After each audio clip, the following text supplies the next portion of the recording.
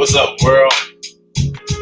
Happy Wednesday, February the 10th. We are already getting into this thing called the month of love in a deep way, the month of Black History. And welcome to the AP Wonder Show. Good morning to you.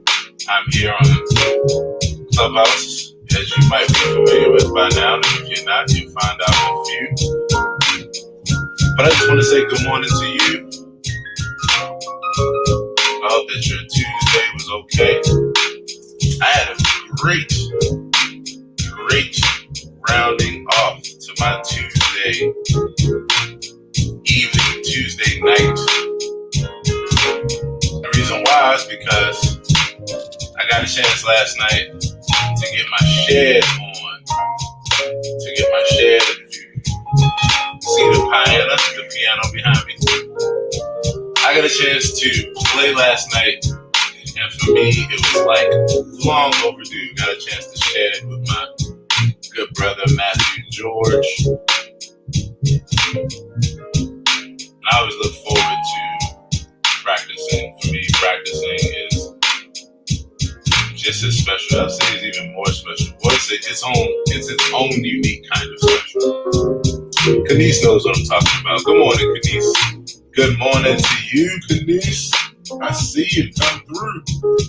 Thank you so much for hanging with me. Good morning to you. And I'm glad you were here first. I forgot to say good morning to you yesterday and saw your comment. And I was like, damn, I forgot to say good morning. So good morning to you. Thanks for coming through. Last night I had a great night, I'm telling y'all. It was so satisfying to be able to practice last night and to get back on my shed, my in the shed. And so for those that don't know, shedding just means for a musician that we're practicing. And so I love practicing. You have to be disciplined. You have to take out the time to do it. You have to be someone who appreciates it, because if not, it will get away from you. And yeah, so yesterday I got back into the swing of things, and I'm excited because the spring is coming very soon, and I'm looking forward to finding myself on another level, which is why I love practice, because of the exploration. It goes very, very deep. So yeah, I'm gonna play actually this tune that I wrote yesterday. Oh my goodness. And it was in the moment. And so right now the title is Lauren's Moment, Charlie's Tune. And I'll tell you a little bit more about the brief history. That's not even 24 hours in a few. But yeah, I'm gonna play that tune for you all. I'm gonna play the recording from last night. It was dope as fuck. It was so cool. So I want to say welcome to the AP Morning Show. Ready to get started here. Ready to say hello to my peeps. And so, on that tip, I'm going to actually say good morning to Tanisha. Tanisha and I are going to hang out and chop it up for a few. Family comes through. AP Morning Show peeps. Tanisha, good morning. Good morning, family. How you doing? Hey, Tanisha. Doing well. How about you? I am well. That's what's up. I see you sporting a new beautiful profile pic. Thank you. Yes. I love it. I hear you on the morning commute, the morning drive. Yeah, I am. Yes. So you know I want to know, especially from our last convo. I want to know how yesterday went. I want to know, how did it go? Did you have to whip out Tanisha B, and did the B had to stand for some things that that required bleeping, or were you good? Were you able to, did you not have to bring out that other side? I definitely changed the switch because I was fairly annoyed. Yeah. So I hit the switch on. I people approach me and was like, "What's wrong?" I'm like, "I'm glad you noticed that something is wrong. Something is wrong." I'm like, "No, I am fine." Right. But this is the problem. Right. You know, Right. but this is the issue, and this is what needs to be fixed. Clarity. I like that clarity. Yeah, like I'm good. Right. I'm just not with the bull today. Right. Right. So yeah, but other than that, I mean, it was cool. You know, like after I addressed a few things, which is still not entirely addressed because there's more people involved. But you know, I kind of said I'm going to address it accordingly and still be myself, be calm. Yes. Step back for a little bit because you know I have to protect myself. Yes. Protect boundaries and make sure that people respect them. So I'm good. Yes. Yeah. I love it. Nice laughing. I'm gonna laugh. Yesterday I laughed yesterday morning and I really appreciated it. So good. Yes. I enjoyed it today. Yes. What were you laughing at yesterday? If you could recall for me, because I want to laugh too. What was was it all of the tomfoolery, all of the silliness going on here, or? Yes. Yesterday it just really started with a good laugh. I think that's always important. I feel like laughter can be a cure for a lot. Right. So yeah, who was in here? Was it Caesar? Was it my cousin Caesar Bell? Yeah. In fact, you'll probably see him pop up in a few minutes. In fact, because he's gonna be hanging out with us here every morning. You know, for a couple. Good morning. I want to say good morning to Crystal. Good morning to Esco. Of course, Coco. Thank y'all for hanging out. Good morning, family. Yeah. So that's my yes. That's my cousin Caesar Bell. And when I tell you, like, before he even became a comedian, like every moment with him was always laughed over the years. So the laughter that you had yesterday is something that I've been fortunate to have that therapy for almost my damn entire life since we were kids. Oh my goodness. And so he is an absolute fool in the biggest way. I love comedy. Right. So I really enjoyed it. Corey came through with the truth. Right. Didn't he? Didn't he? Yes, but I see you trying to set people up with a Clubhouse.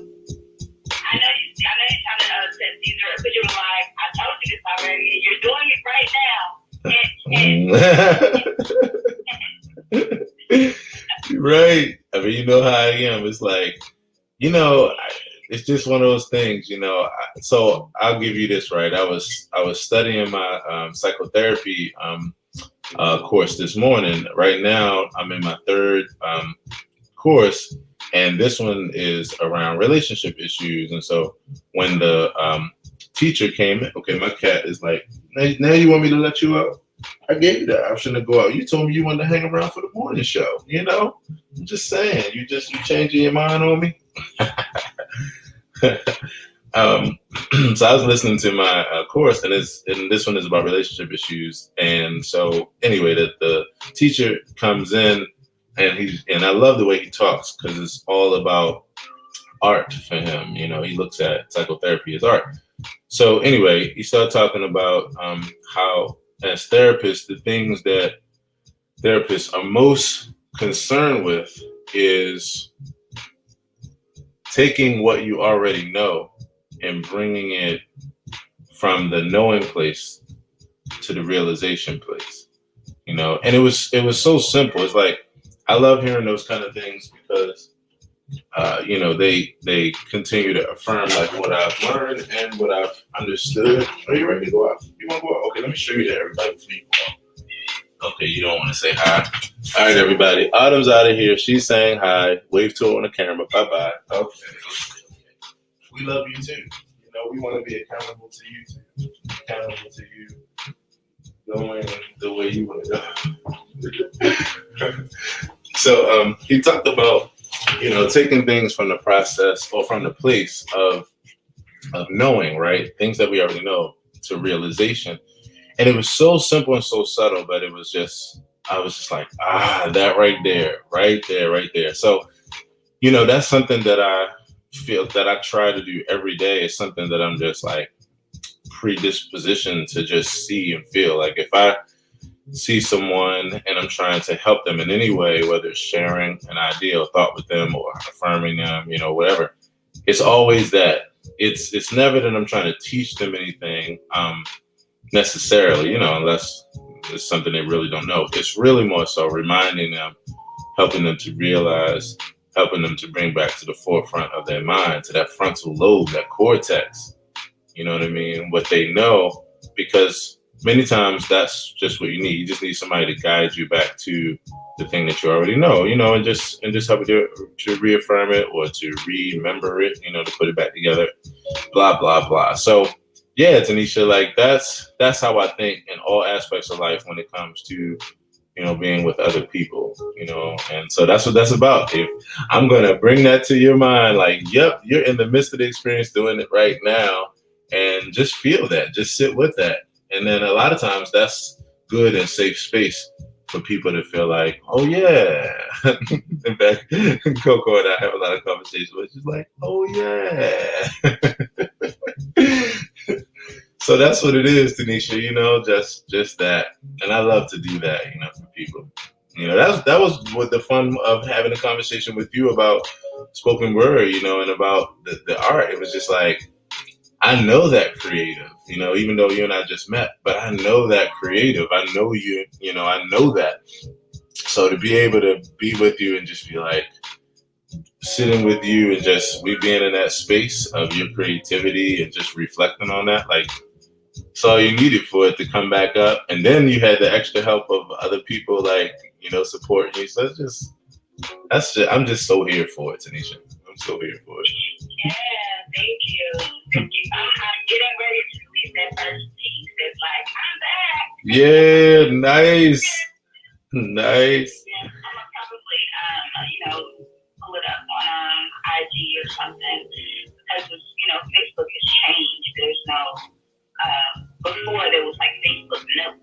Right. You would type up your piece and put it up there. But right. I said I'm gonna do something a little different, just to reintroduce myself and really perform the piece. Right. And go from there. But yeah. I'm really excited about that. No doubt, like that. Me too. I mean, I was talking to a creative yesterday, a guitar player friend of mine, and we just happened to be talking about ideas for him that, would be good for him to move into during this time. And he was just appreciating, that, like, I'm just like, bro, like, you like to cook, you like to play, let's put this shit together. Like, it right now, to me, if you have a word to say, like something to draw people's mind to something positive or draw them away from, the 24-hour news cycle or any of these other things going on, I'm just like, let's all get it. There is, to be able to take people on a journey, through words allows for that kind of healthy escape, and so I'm like, if you can say things creatively, if you're an artist, if you're like whatever you are, like let's get it. Let's get this therapy out there, this healing for people, these healthy distractions,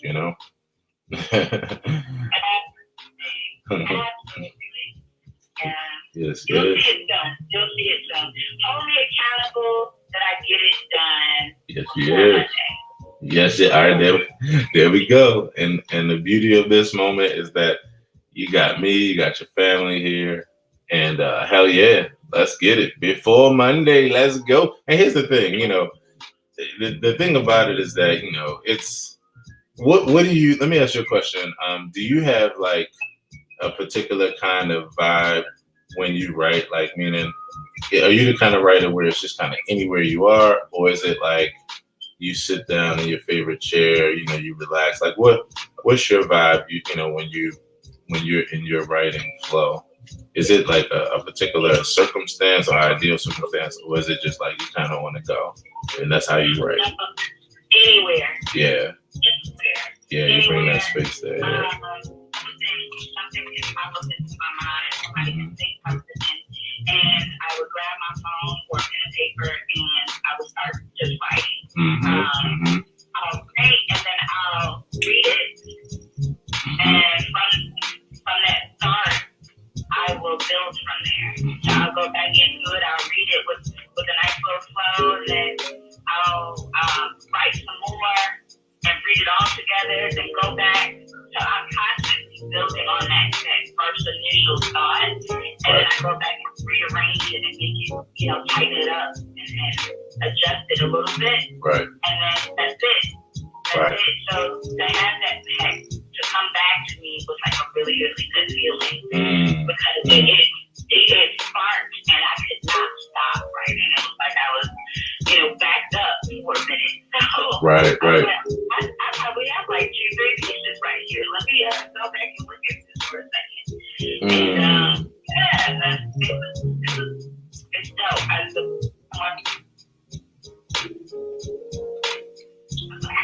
The piece that I'm working on right now is, I believe, is a really beautiful piece.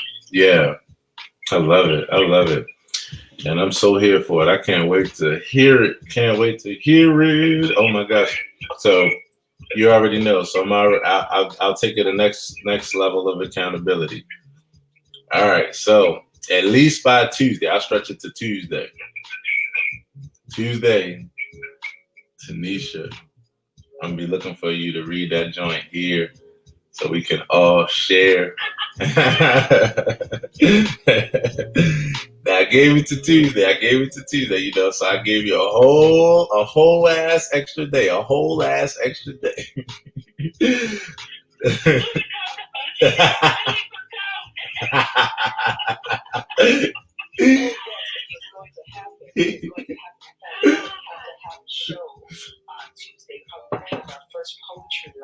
Oh my God, oh my God. My grandson has a crush on you, which is spoken word poet. His name is Jamie and so it's happening so far. She done elevated into a whole ass show. Let me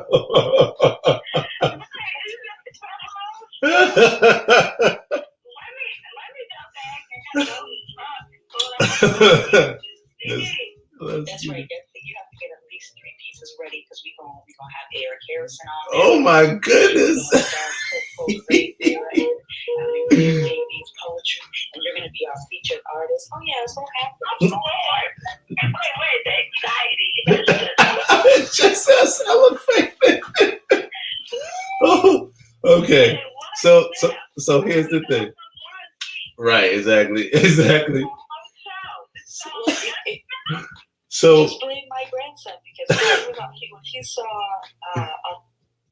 all on here, he asked, "You want to say hi to my friends?" He looked at your pictures and I want to say hi to her.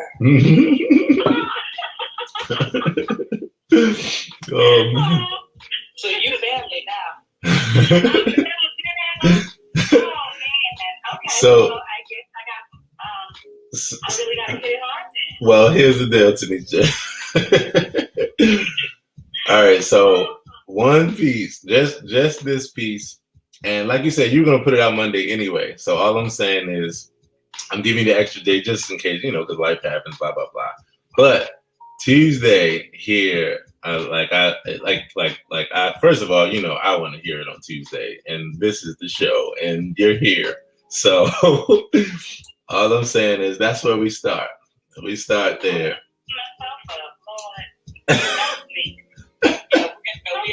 In all seriousness, we're going to be planning something. Aaron knows that we can talk about it for a while, so of course we'll give people notice, and everybody's ready. I just got excited. Give me a break.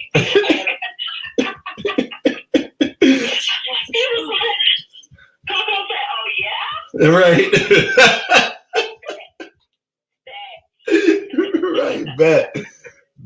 Be here Tuesday. Be here Tuesday. Def Poetry Slam. Russell Simmons will be here. Your life will be on the line. Like, God damn.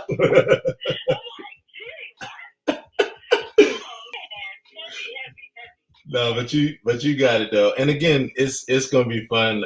And like she said, yeah, in a larger perspective, I was talking to Coco about us like in the future, maybe we might be looking to spring or something like that, to just have some fun here, all of us getting together. And there's so many people in here that are beautiful creatives, and I was telling Dalia the other day, because I was like, oh yeah, like I want to set up, a space in with my beautiful peeps here, to be able to have our community to share in that way. So Coco and I, we definitely gonna be working on something to come in the near future. And yeah, this is the fun. This is the fun. So yeah, Tuesday, Tanisha, when we on, I'm gonna be like, at some point, I'm gonna be like, all right, now I'm ready to be touched in a special way. And so yeah, no, so you're here, and we'll be here to have some fun on Tuesday with you. So you got it, Tanisha. You got your soft marching orders. Right. I will be here. Yes. No doubt. No doubt. I will be ready with that piece. No doubt. We're gonna have some fun. In fact, I'm probably holler at Dalia, tell her have something too on Tuesday. We're just gonna have some fun here and just have some fun. Even I got a piece of something I could pull out. Right. So yes. But as always, Tanisha, it's always a pleasure. And I am like, we about to get off. This has gotten off to a great start so far. You pull up. What time do you actually get to work? Is it at 8:00, like kind of thing, or? So my drive is literally 45 to an hour. Oh, gotcha. Okay. So that's why I'm always hanging out in this traffic. So right. Yeah. I love it. Yes. So as always, it's a pleasure. And it's great as always hearing your voice. And much love to you today as you pull it on up to the plate and make it do what it do.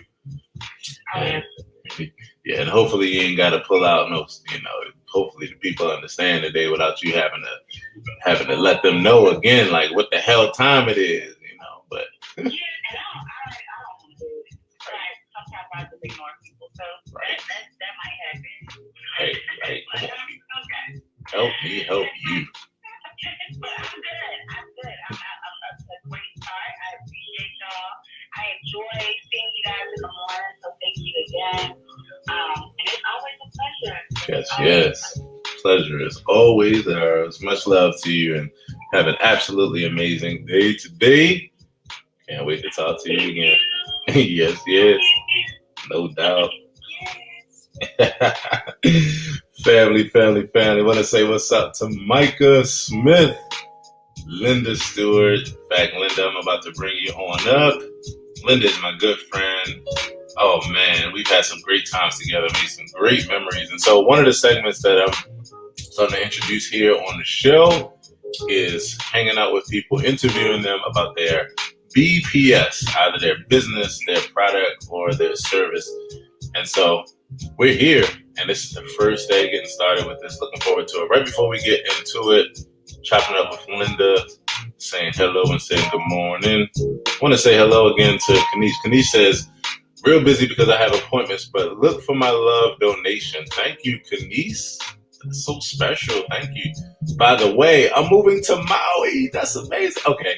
So that's amazing because, Kanice, the other day, we were joking for everybody here. I was joking with Kanice. She was on FB Live, which is where she's hanging out with me right now. And Kanice was like, yeah, I'm in Maui. And I'm like, if you look in your suitcase, like you might find me in there because I'm trying to sneak away with you. I'm trying to get to Maui. I've never been to Maui before.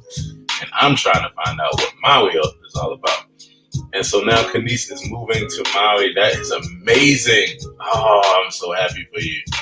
Yes. So yeah, you could look out for me. I might just appear in like your closet one day, like not on some crazy shit, but like, yo, I had to get here and experience Maui. So anyway, I hope you enjoyed Kanice, and thanks so much as always for hanging out. Good morning to you, and you have a great day too. 100. And so my friends here in Clubhouse, thank y'all so much for hanging out. And so, yeah, this morning, Linda, gonna chop it up with Linda, find out how she's been doing, what's happening with her in her world of business, products, and services. Good morning, Linda. Everybody say good morning to my friend Linda. Good morning, Linda. How are you? Good morning, everybody. Good morning, Aaron, my dear friend. And I consider you like a son. Yes. And you're doing great things. I knew you would be on Clubhouse. You already knew, right? You knew. I already knew. I knew you would be innovative, forward thinking. So I appreciate that. Yeah, no doubt.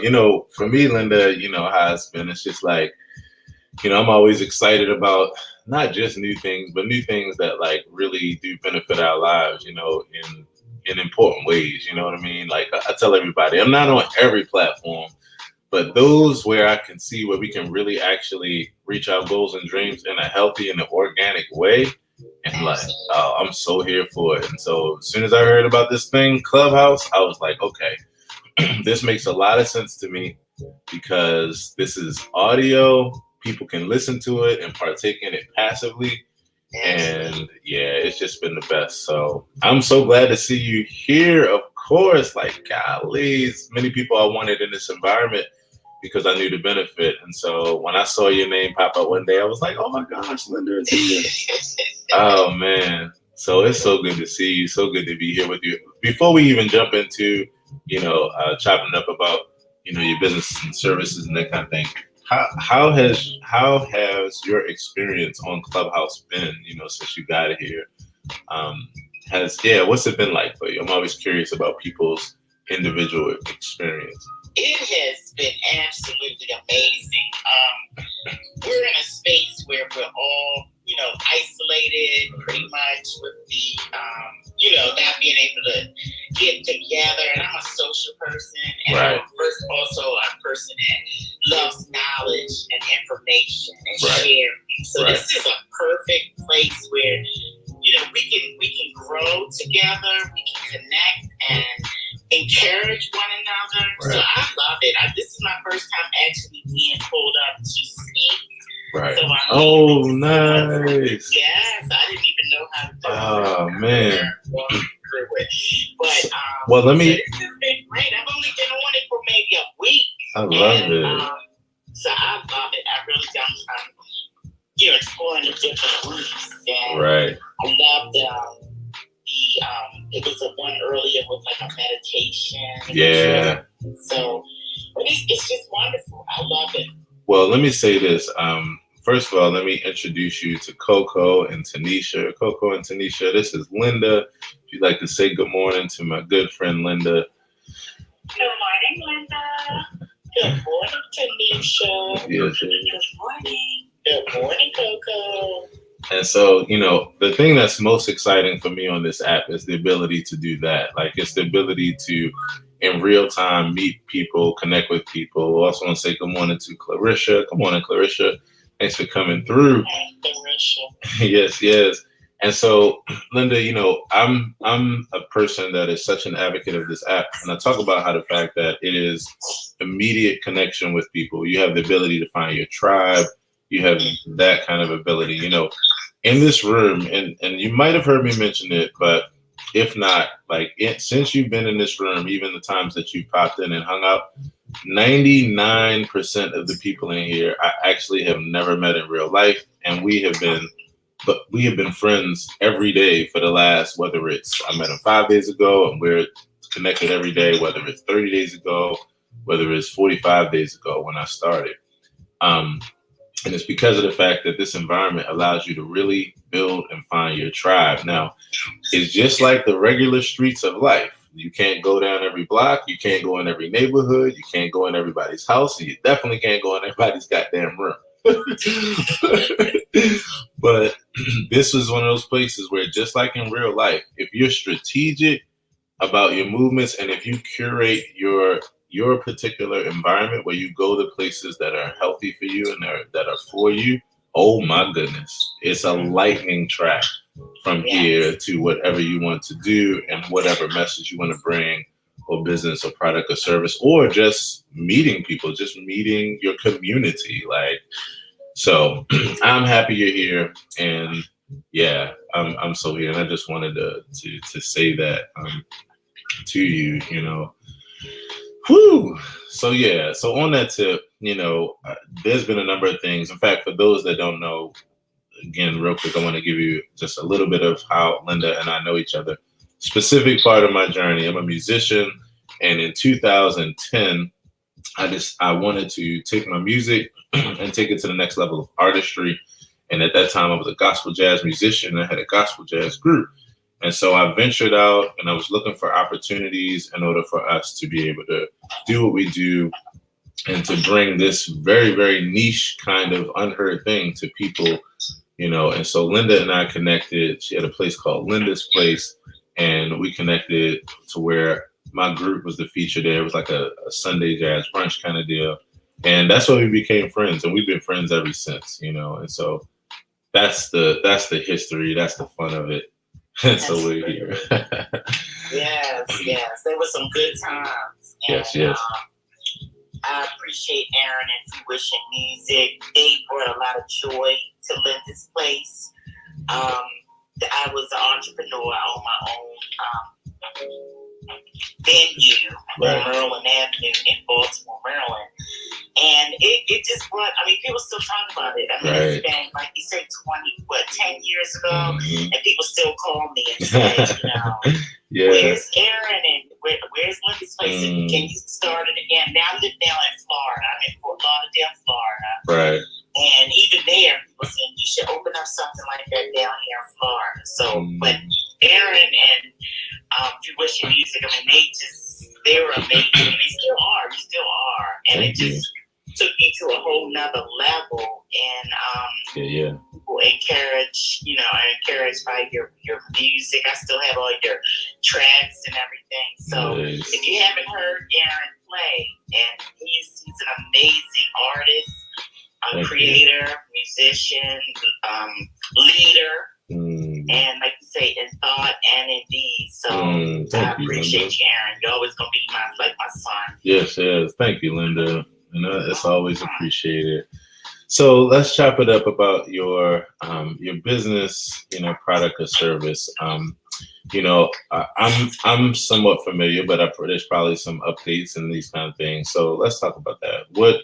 What are you doing, you know, business wise? What do you do, and what do you bring to the world? Well, thanks for asking. So I am actually a money coach. I'm also a minister, and so I bring it together. I believe in faith and finance, right? And so I do financial literacy workshops. I encourage businesses, as well as individuals and families, how to think about their finances, not so much as a financial planner, but just accountability. Like I love your Clubhouse accountability partners. Right. If you don't know better, you don't do better. So I just basically give information and try to encourage people to, you know, live a life more abundantly. We're not supposed to live life full of, being broke, busted, and disgusted. Right. So I really like to go to younger people, the younger generation. I'm an older lady. I'm in my 60s, but I still feel like I'm in my 20s. Right. I like to encourage my children. They're in their 30s and 40s, and their friends that think differently. You know, I was fortunate enough when I was younger and just starting out to know how to save money, not take all of your money and passively just spend. To think about, you know, not just having the newest car or the latest outfit, but think about your children's education. Think about planning for their future. Right.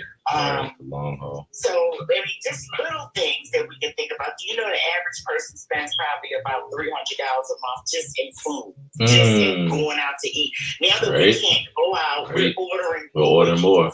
That $300 can be spent saving for your future, for your retirement. I know you're probably in your 30s, you know, maybe early 40s. But think about 20 years from now, what would you want for your family as a legacy? What do you want for yourself?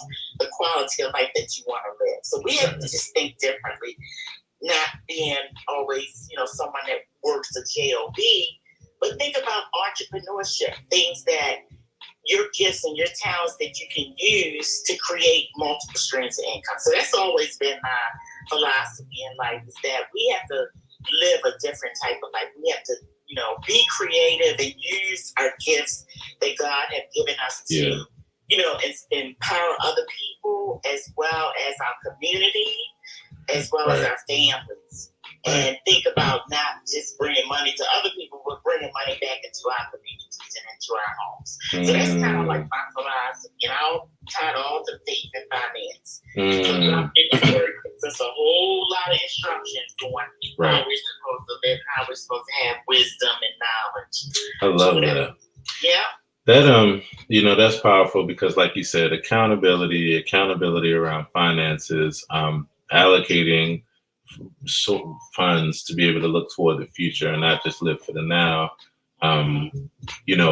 All the healthy practices, when it comes to finance, and you really need someone to talk to you about that. I like how you said, that it doesn't have to be or feel so hardcore formal, but it's relatable, and that's what I get from the way you're speaking. Like it's very, very relatable. Because this is a topic that everybody can use. I sure definitely am right with you on the spending money eating out kind of deal. And it's just these are tactics. How do you actually provide these services? Is this something where you you have people contact you via phone? Is it that they go to a site or to your page? How do you actually offer these services? So I do it in a variety of ways, Aaron. Mm-hmm. So I am a very personable person. So I do one-on-one, just conversations with people. They can call me on my, my cell phone. I'm virtually working from home. And I also have a website, Why Money Matters 1916 @gmail.com. So this Y, the letter Y is in yellow. Money Matters, MATTERS, 1916 @yahoo.com. I also have workshops that I do a lot of workshops with the community, and you can go to my Facebook page. I'm Linda Stewart, and I have a tagline of Black Lives Matter, so that's me. Linda Stewart, STEWART. And so I'm always posting different like Zoom meetings that you can get on.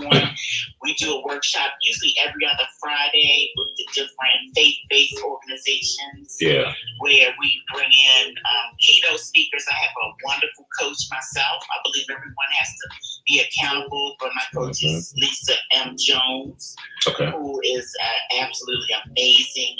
She's actually a broker. She owns her own business. She's been in business for over 26 years. Minority-owned, women-owned business. And so it's a lot of ways to get in touch with me.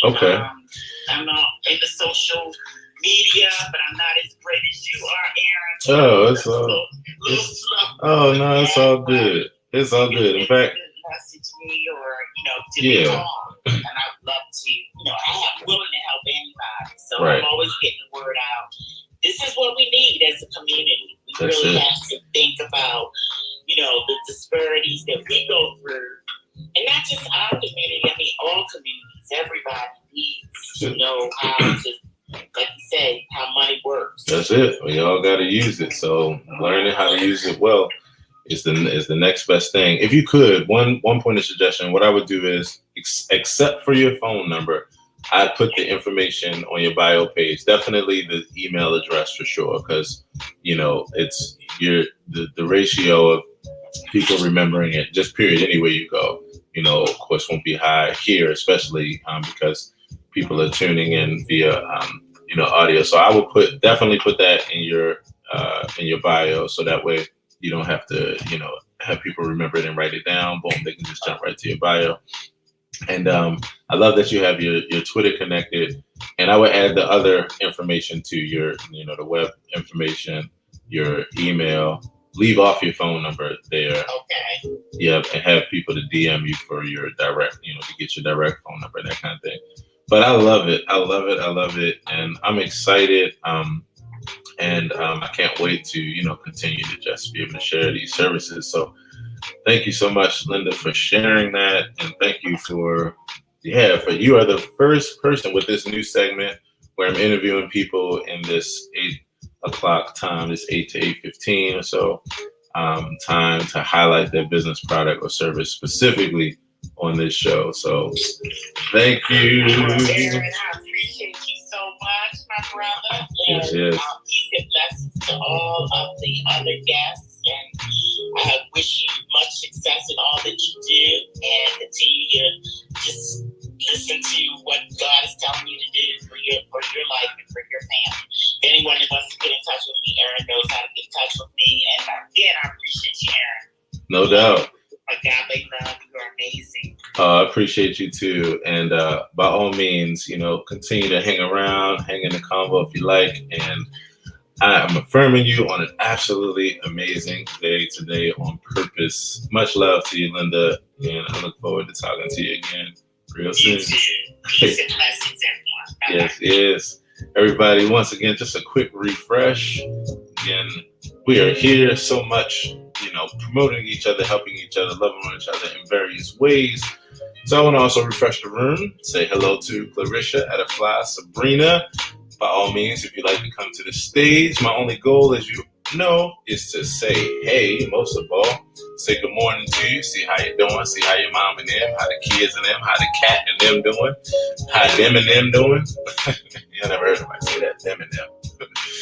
And the goal is to do that. We stand in accountability with each other. We have some good laughs, great conversations, even greater affirmations.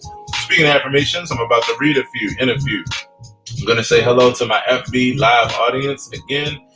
Want to say hello to Lisa Shackelford. Lisa Shackelford says, Grand Rising Handsome King. Golly, I'm just getting all kinds. Maybe it's because I got my hair twisted now. My hair, you do get a couple extra layers when you get your hair done. And for those that don't know where I'm hanging out on FB Live or YT, just look for me at Aaron Hill TV, broadcasting there live. But Lisa says, Grand Rising Handsome King, have a blessed and safe day. Well, I need some healing this morning. I feel you, because we all do. Real talk. Thank you for coming through. Thank you for knowing where you can come to be able to, at the very least, have some affirmations and conversation and some affirmations to you for that healing, for it to continue to come through. I also want to say what's up to Rich, what's up to Tyrone, what's up to everybody hanging out here. Much love, family. And of course, my Clubhouse fam. Real quick, I always like to explain to my other audiences what is Clubhouse. Basically, imagine three-way calling on steroids. Imagine for some people the party line on steroids. The ability to have three-way conversations and to drop into any conversation that's dealing with a topic that you're interested in. And by drop in, I mean that when you come into a conversation, you're first just listening in. And if you desire to be a part of the conversation, you can raise your hand. That opens up your mic on your phone. You come up here to the stage and you're able to partake in conversation. The beauty of that is that if you have questions that you need answered, if you have advice that you like to share, if you have a product or service, if you have a laugh, if you're a comedian, like whatever you are, whoever you are, this is the place for it. You have that ability to do that here in Clubhouse.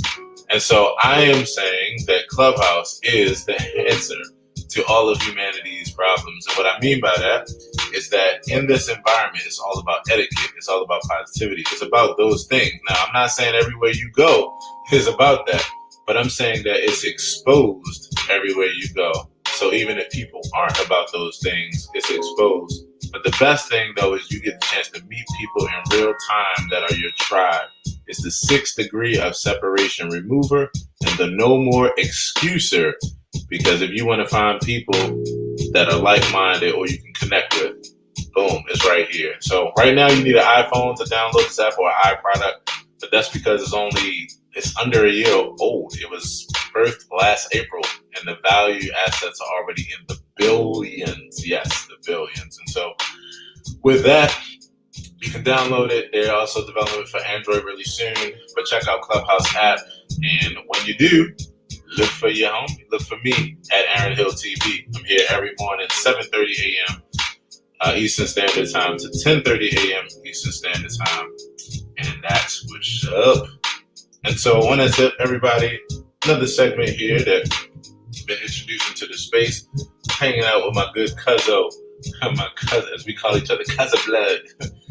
My cousin Caesar Bell. And so I'm gonna hang out real quick, and then we're gonna jump and chop it up with Sabrina and say good morning to you. And so everybody, let's say good morning to Caesar. What's up, homie? What's happening, brother? Fugazi, what's happening? Good morning, Caesar. Caesar.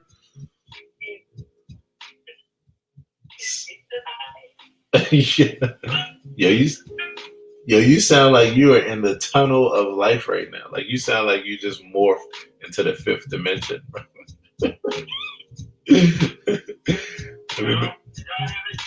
We can hear you. We can hear you. Yeah, I can hear you now, bro. You sound like you just came out of a Star Wars movie like 10 seconds ago.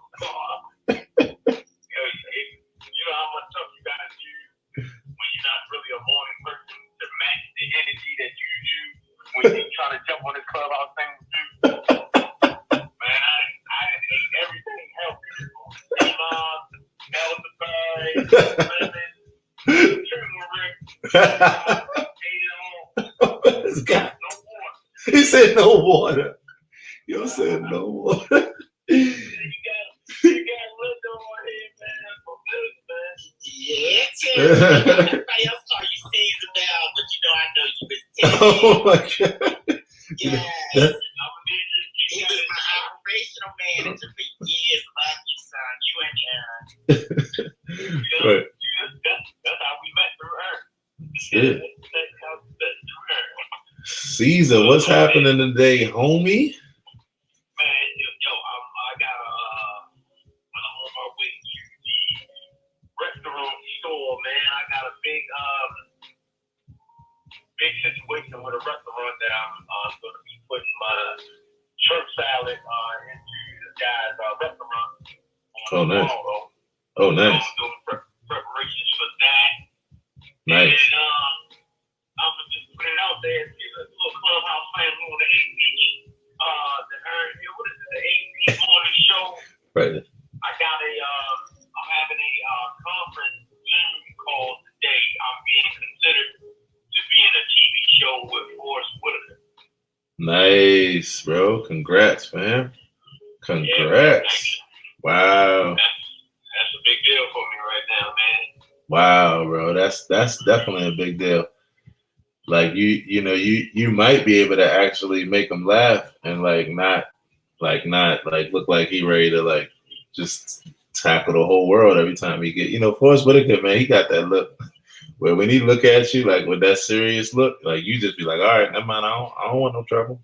I don't want no trouble. Yeah, he definitely but he's a veteran in the game, man. Right. Been around for a long time. Right. So, from the research I've done and heard, different people talk about him and everything, he's very professional and real serious about his craft. So yeah. I'm just going to make sure that if I get this opportunity, that I go and match his professionalism and learn as much as I can. Yeah, bro. And, of course, give him the Caesar Bell experience. Right. Sure. It wouldn't be right, bro. But yeah, Forrest, man, I mean, his accomplishments, I really respect him, man, as an actor, as a writer and these kind of things. Like Forrest, man, when he's in a role, man, you feel that role, man. He I love his style, I love his artistic style, For sure. Yeah, man, I do respect him, man. One of my favorite actors. Right. For sure. Is that Tanisha? That'd be Tanisha. I'm so glad she didn't get locked up.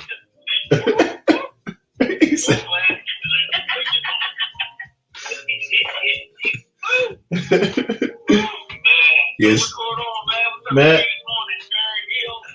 Right, man. Everything's good, bro. You know, I'm just sitting over here. You know how it goes. Just sitting over here, you know, looking outside the window, making sure the clouds is still, you know, in the sky like they were yesterday. You know, making sure the concrete is actually still under my feet once I go outside to get my car at some point. You know what I mean? Right. Just. Or you can just bring the car in the house. Just bringing the house with me. Bring the car in the house. So that's when you're really lazy, man. Like, my car. Wish I could bring my car in the house, man. I promise you I do, man. You gotta get them pair of socks that I bought from the store the other day, and I don't feel like walking out there to get them. Right. Do you think that, like, how do you feel about the automatic start, like the car automatic start? Do you feel like that is like a great innovation, or that's just us being lazy, like not wanting to go outside and start the car? Like, yeah, that's all. That's just lazy. All of this laziness started with the remote control to the TV, bro. That's how it started, man. When they created the remote to the TV, you might as well say, well, life is almost now. You know, because I know you remember the day we outside playing. My mama called me. right. Just come in the house and turn me. Hey yo, why yo, all the way.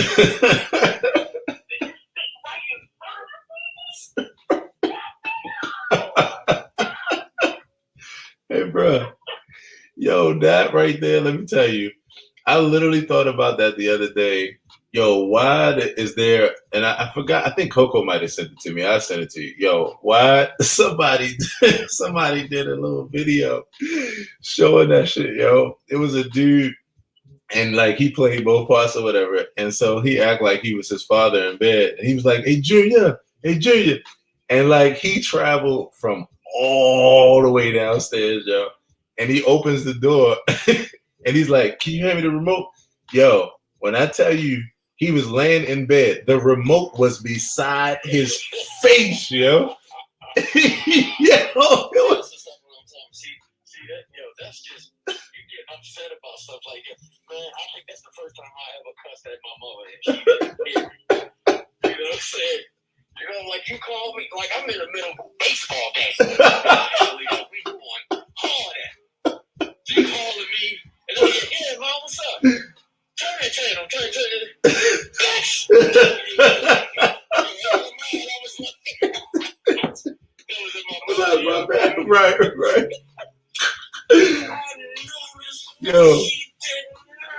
Yo, oh my God, yo. That right there, when you got the parent that is literally like 12 feet from something and they call you from 80 feet, like from 100 feet. You're like, yo. So yeah, you know. How in the world did you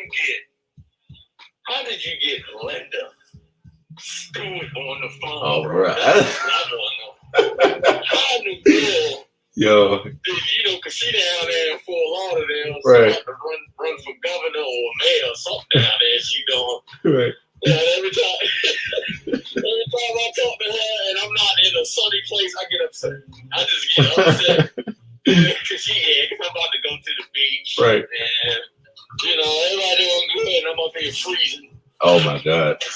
Tell us about it, bro. I just came from Tallahassee and I just missed the snowstorm here. And I just was down there not knowing what to do with myself, being able to wear a short sleeve shirt outside at this time. I was like, yo, it make you realize, you're like, God damn, I want to go home, but do I have to go back to cold and home? Like, can I leave? Can I just take one and leave the other? Like, I remember many days, many nights, many great events and stuff. Some really good times we used to have at Linda's place, man. So hell yeah. Great times we used to have at Linda's place. Oh yeah. That place was a jewel, man. 100%. Yeah, bro. But where you on your way to, man? Yo, I was really thinking about robbing Target this morning, but I ain't Don't do it. Right. You just decided, not just not today or whatever. Maybe at a. What if you ask somebody that question, they give you that answer, but they serious though? Right. Yeah. Like really serious. Like, yeah, I've been sitting out here since last night, since about 3 this morning. Yeah, I'm trying to figure out how I'm gonna get in there. I wonder if they got some kind of entry point behind the big circle. Behind the circle, right? Yo, that'd be some crazy shit, bro. Yeah, bro. What's up with Tanisha, man? Oh, you missed it, bro. You already missed it, man. Yeah. God, you got look. That's gonna be your incentive to be here tomorrow at like 8 o'clock. Yes, ma'am. I don't want no trouble. I'm sorry. Yes. I don't want no trouble from the Tanisha boy. No way. No, bro.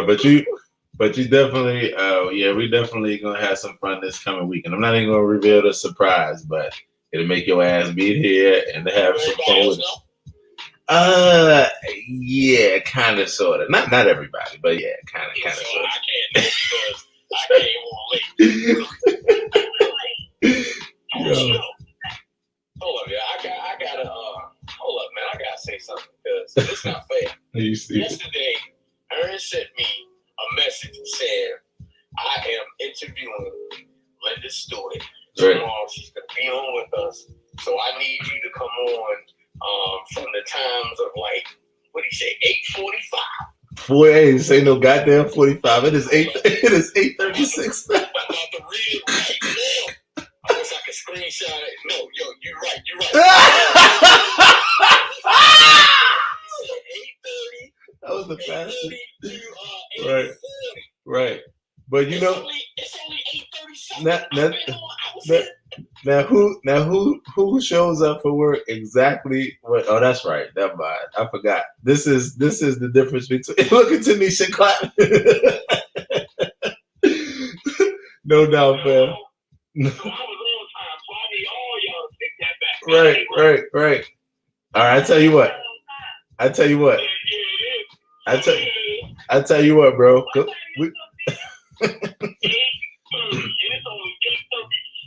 Right. So there you go. Look, there you go. Hey, look, bro. You told me to be here at 8:20. I ain't doing it. All right, so look, bro, I'm gonna reset the room real quick, but yeah, in a nutshell, you can look out for something special, and but it won't be until next week, and next week at least by Tuesday, maybe Monday or whatever. But we all gonna look out for it, so it'd be something special with Tanisha. But yeah, bro, hey man, wherever you going to take over the world, like just keep your shoelaces tied, and make sure one shoe is not tied as tight, just in case you need to run. You know what I mean? That's all.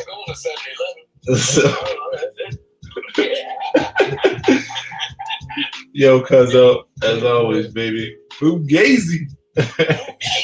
Fugazi. Yo, one more time, everybody. Let's say what's up to Caesar and affirm him on an amazing day today. Yes, sir. Much love, fam. And yeah, peace. She got 5 names. Love you too, baby. Once you on as far as when the principal will be asking that they need the money, so you can. Okay, I sure will. Yes, fam. Quick reset. Yes, we keeping it going. By no means does that mean we gotta leave, but we having fun here. Keep going on with the convo, saying what's up to Edify, what's up to T and the peeps. We're hanging here for my FB Live peeps and my YT peeps. Wow, I'm getting so many have a great days here. Like, I'm loving it. I feel affirmed already. Like they say, already. Look, I always what? Right? Let me tell you, bro. Since you have said that, like since the first time you said that, every time I say that to people, I'm like, if my cousin was here, he'd be like, already what? Oh yeah. Yo, cause I don't get it. Come on, man. I moved back to people, ran into a little young dude I seen, and I'm like, what's going on, man? He like, good. Like, I get family, everybody good. I said, all right, man, take care of yourself. He said, already. Right. finish. To finish the statement. I'm like, I say, already what? Did I miss something? Right. So I didn't know it was a thing. Just like this whole dummy thing, but I'm gonna leave that alone. Right. That'll be tomorrow. We're gonna catch up about the dummy thing tomorrow. So look, last thing, bro. So I laughed because you're like, yo, you said be here at 8:30. So yesterday you were here, I guess like, I don't know, like maybe 20, 30, 40 minutes or something when I pinged you in and hanging out. So yeah, I thought you was gonna come out and hang out, before you clocked in. I hung with you all morning yesterday, man. I was over there like, I think I was over there like early. Right. I had to get some sleep. Right. From what I lost yesterday. Right. Don't know. Oh man, yo, I tell you, good times, peeps, good times. I'm gonna give y'all a couple of things to think about. This is I always share something from my ponderings book, and by those that don't know, that book is on Medium. You can download Medium on your phone. Just type in Medium. It's just an app for writers, and you'll see me there at Aaron Hill TV. And I've got about 8 books that I'm writing there, and you get a chance to read them while I'm writing them, because all it is just entry points. If you write diaries or if you journal or whatever the hell you do, you can do it here, and it's cool, and you just story writing. So check this out. This is from my ponderings book. Contrary to popular belief, I believe you define and choose your purpose, and it changes from moment to moment as you pay attention to what skills or strengths you have, what makes you happy, fulfilled, and what gives you a sense of worth. Whatever you decide your contribution to this life or this world will ultimately be, what your purpose is, remember, it's in your hands. Like at one point, first started out when I was in high school, mechanical engineering was the way I was going. Mom told me when I was young, back one of the times when Caesar, when we lived across the street from each other, it was a Christmas, and I had gotten this tank, this toy, took it all apart, put it all back together. My mother was like, you really have an eye for architecture. You have an eye for like how things come apart. And she was like, how do you do this? And I did it with a few other things. She was like, you really have that skill. And I didn't think about it. It was just me being myself. But the beautiful part is that, and this is why it's so beautiful to have those that are able to show you those things. I had mentioned on here yesterday or a couple days before. It was the same thing when it came to poetry. It was like I never knew that I was into poetry or that I had a knack for it if it wasn't for my mother being like, your words affect me in this way, And so it makes you realize, no matter who it is, and this is why I like when people have different kind of, people in life that influence them, whether it's their coach, whether it's their teacher, whether it's their brother or sister, it might be a friend, it might be love, someone that they're in love with, it might be their mother. But someone at some point that highlights something that you are naturally doing, but you don't see it, And so I'm grateful to my mom for that, because it's the thing that opened up my whole experience. From there, I would go from poetry to then lyricism to then songwriting, just because I realized I had it in me, because it was pointed out to me. From that point on, I would have a deep fascination with architecture and engineering and some other things like that. And it would come forth in so many different ways, even now in the form of audio engineering. At some point, I chose to go in the direction of music because of how it influenced me. I chose that I wanted more of that. I didn't choose music itself. That was something that I encountered and realized, wow, I love this thing. It feels good to me. And then I found a knack with it. So it's on my canvas. In fact, where's my canvas? Here, let me show the FB peeps. So right here in front of you, and those that are on Clubhouse, again, I'm on at Aaron Hill TV everywhere, YT, FB. But if you're looking right now, you're going to see a canvas with yours truly on it. It's my side profile. This was taken at my Street Serenade series. It was a real special moment. And this is my quote here. You define your purpose. It isn't predetermined. This is a part of the Aaron Hill Sentiment series. If you've never heard of that, all you got to do is just click on my Instagram bio. And as soon as you click down, you're going to see a video that takes you to the first and my baby with the Aaron Hill Sentiment. And you won't see it now, which is kind of good, because this is a revealing mug from yours truly. Boom, holding it up in front of the screen for those that don't see. And this mug is one where it's the first from the Aaron Hill mug series. And basically, you won't be able to see the magic happen until you pour in your favorite warm beverage of choice. So remember that no matter what you feel called to in life, you're the one that's actually moving things through and deciding what you want to do. Point in case, if you wanted to lay your ass on the couch right now and never do anything else, that could be your damn choice. Or you can get up and you can take yourself about your way. Remember that. I'm going to read something else here. And this is something that is close to me when I think about the different things that we go through. So very attractive people, let's talk about it. Very attractive people, they have anxiety about being uncontrollably attractive too. You can't hide it or shut it off. So here's what you need. You need other people to be mature, disciplined, and practicing self-control with their feelings.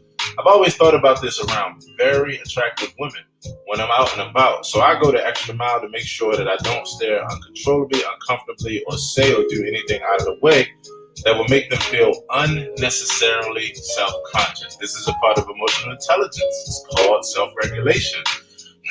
And I'm feeling the same thing that everybody else is feeling. Too many people only think about their own desires and don't give a fuck about how it makes other people feel. Get a grip and have some respect.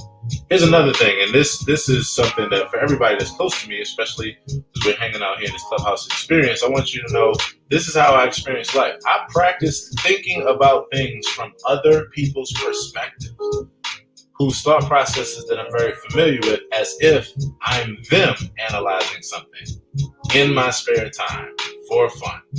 To get better at appreciating things from others' perspectives or examining biases in perception, I find it to be one of the most beneficial psychological and even physiological exercises for growing and learning.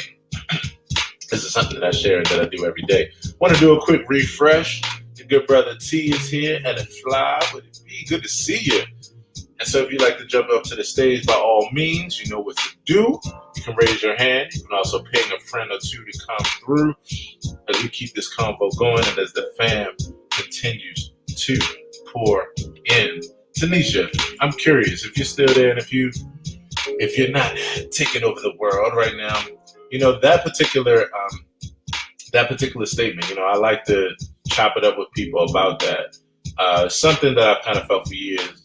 Do you, when it comes to attractive people, you know, and that kind of thing, do you feel the same way? Like, how do you deal with, and this is, you know, everybody I think is attractive. So how do you deal with people or scenarios where people don't know how to control themselves when it comes to like how they feel? You know, is it something that you find you encounter a lot? Is it something that you find that you avoid? I'm curious for anybody here back on the stage. We'll take a quick one to just kind of open it up. The floor, a little bit open style. So you're saying like it's fun to talk to me, like how do I? Yeah. So. Yeah, and I apologize because I didn't really give like a proper question. Basically, in a nutshell, you know, this here that I wrote, you know, on 5/26/20 is that very attractive people have to deal with the fact that, hey, you can't control, you know, how you look. You can't control what you're being given, like just what's a part of what you've been bestowed with, you know. And so I find that, you know, it could be hard. I guess it kind of starts from that place of empathy.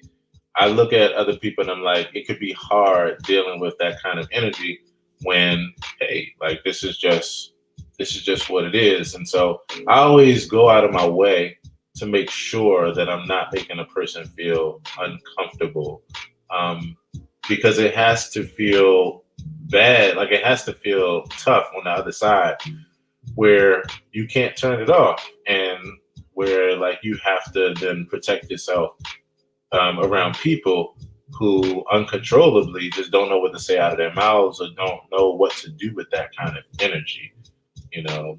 So I guess, you know, whatever that sparks for you, you know, I guess so that it doesn't feel, I can't really think of a question necessarily, but does that resonate with you in any way? I guess is probably the better question. Oh, yeah. I mean, there have been times where people have become very aggressive. Yeah. You don't respond in the way that they believe you should respond. Or, right. It has happened with men and women. Yeah.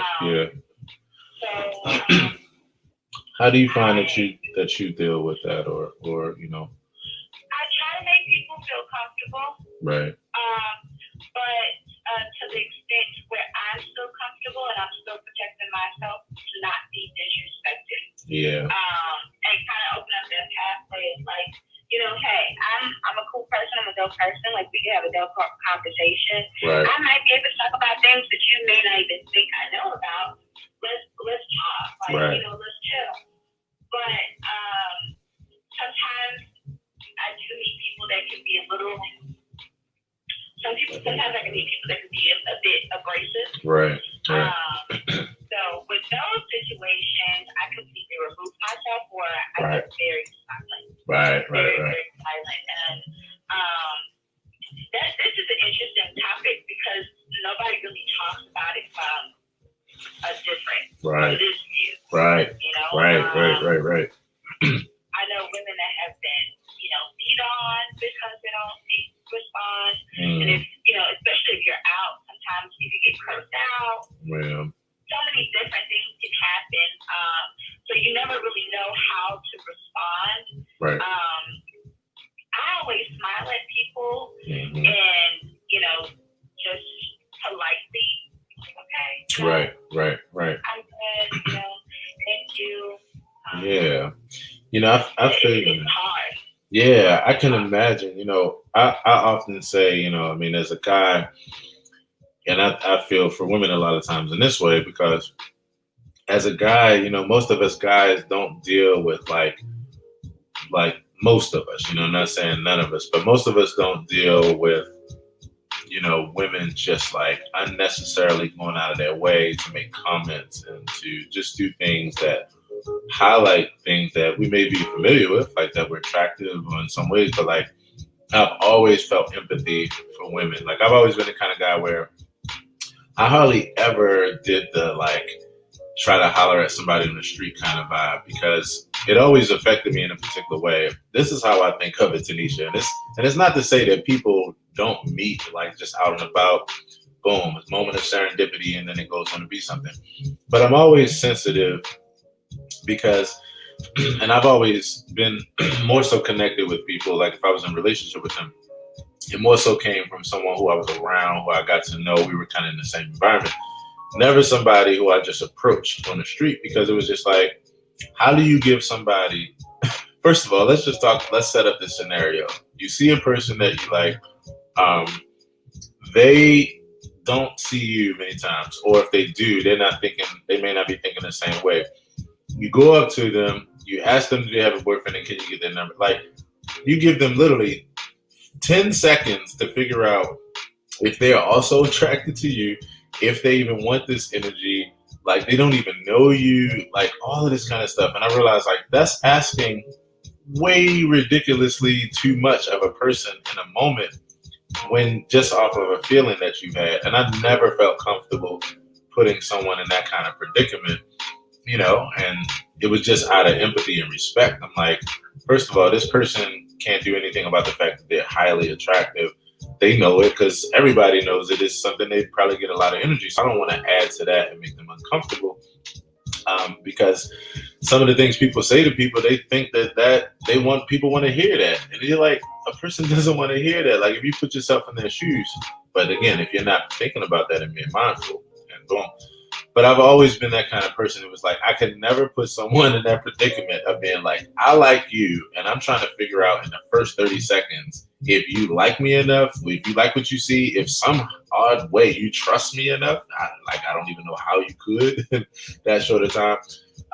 If you feel the same way and want to pursue something, if you even if you like what you see as far as physically, like you don't even really know my personality or anything about me. So like you got to decide in 10.5 seconds if you're willing to give me your phone number. Like it just never made sense to me, even though I know that's for some people, that's how they flow. But yeah, so I just wanted to throw that out there because to see what you thought about that, because I've always felt that way, and it was just came from being mindful and empathetic to other people's experience, you know? Yeah, you have to be. And it's been a lot of times more so not wanting to be perceived in a certain way. Yeah. Because if you say no, then you're this or you're that. Yeah. You know? If you say yes, then you leading yourself into something that you don't want to entertain. So it becomes very hard. I believe that's why, like, there was a period of time where I would not wear makeup. I would not dress up. Yeah. So every now and then I'll post up something like this 3% is here. So that's basically me saying like 97, 98% of the time I'm bumming it. Right. And then that 3% is when I decide to like amp it up a little bit. But I thought bumming it would be good for me and make people not pay attention or like not say anything to me. But it definitely has been the opposite. I was like, bruh, I have on like just shorts, a big t-shirt. Why are you trying to talk to me? Let me tell you, and that's me. I'm that guy. Like I'm like, yo, you have no idea. Sometimes that's the most attractive to me because it shows a very down to earth, natural, and real woman. Like to me, is like I've always been that guy. Like I'm just like that. I like I can appreciate all aesthetics, but yeah, sometimes it's just about that just chill vibe where you just you're dealing with a real person, and it is very natural. But when one thing I think that we don't talk about sometimes is women how the way women treat other women that may be seen as more pretty or the colorism. Like we don't really have those conversations in depth. Because whether it's a group of mean girls or someone saying that someone's too dark, I appreciate and love all skin tones. I appreciate all features. I love it. I'm a makeup artist, so I love the artistry and the creation of women in general, like our curves of our lips, everything about the woman is just so beautiful. I agree. But sometimes some people are not comfortable with that, and it starts to manifest itself into other things, which is really sad. And it can turn into a very disgusting and hateful situation. But I love to see what God has created, and it's so beautiful. Just appreciate different people's features, but it does become very uncomfortable. Just go back to your question.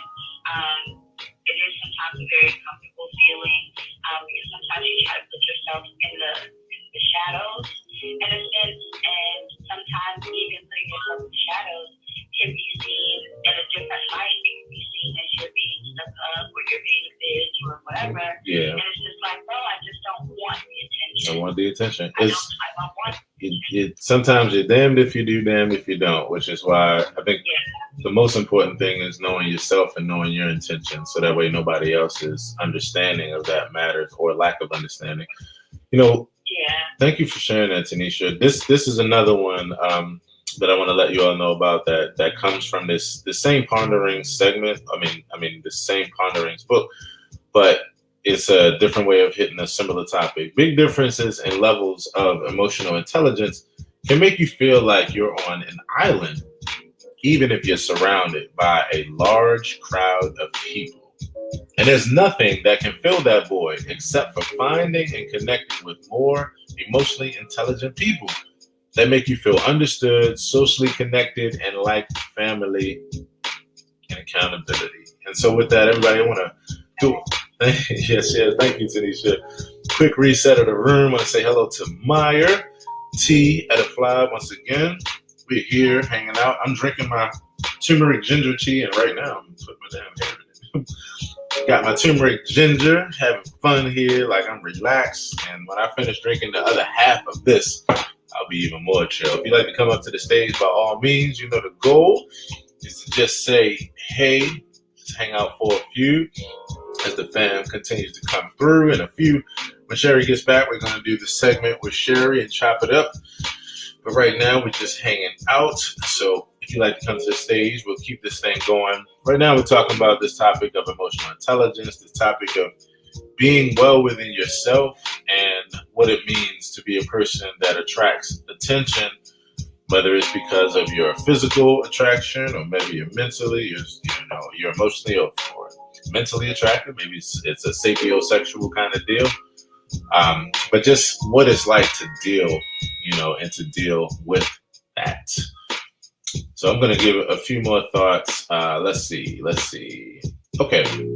This is one that I really, let's see. This is one I want to read that has to do with our humanity. I believe that the greatest topic of discussion is our humanity and what it means to be human. This involves acceptance of our humanity and working to be better human beings. Any other topic, though it feels good and sounds mysterious and otherworldly, becomes a distraction from the evidence-based reality of life as we know it and destabilizes our character and our effectiveness in our own lives and humanity as a whole.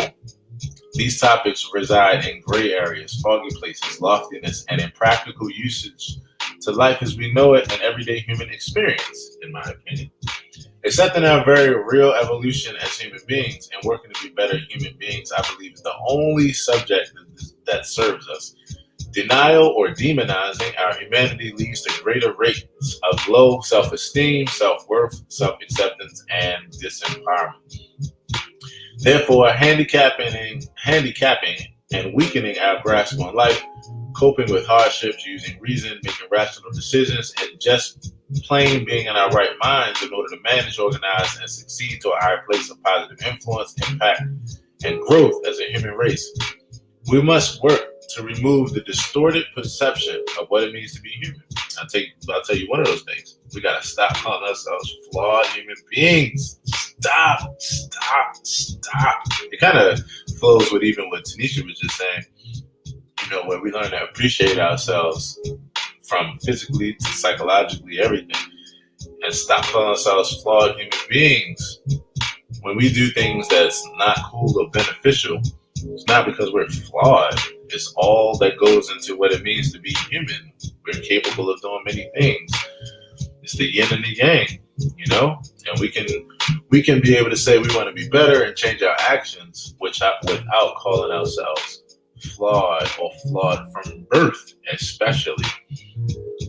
So we must work to remove the distorted perception of what it means to be human, take pride in our growth, nurture our mistakes, and rehabilitate any formulas that teach us to denigrate or degrade our humanity as opposed to non-judgmental acceptance and aggressively striving to our next unfoldment of mental and emotional evolution.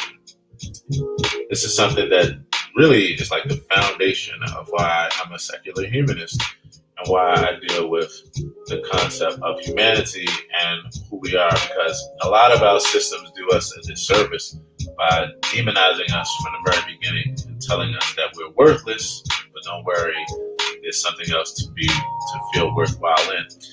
Does a disservice to us.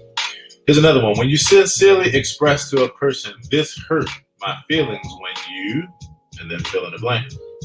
And when the next words that come out of their mouth is, I don't want to hear that bullshit, you should be advised that there's more than likely no need to continue the conversation. This was written after a personal situation that I went through. You will not be understood. You will not be heard.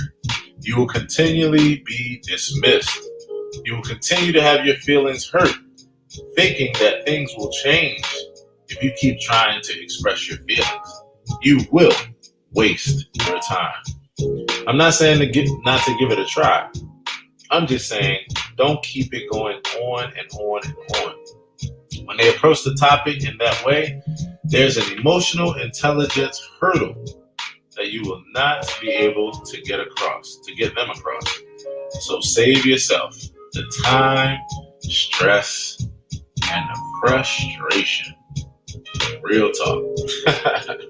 Real talk. So I'm going to do a quick reset of the room. Again, if you'd like to come to the stage, by all means, you can give a wave.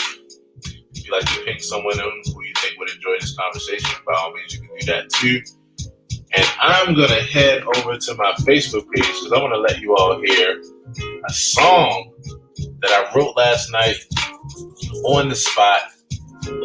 I was hanging out with a good friend of mine, Matthew George. We were hanging out, and I was able to jump back into my shed concept. In the shed is my practice series where I take people on a journey through my practice, and as I learn and as I grow, I share the information with others in real time as well as after the fact.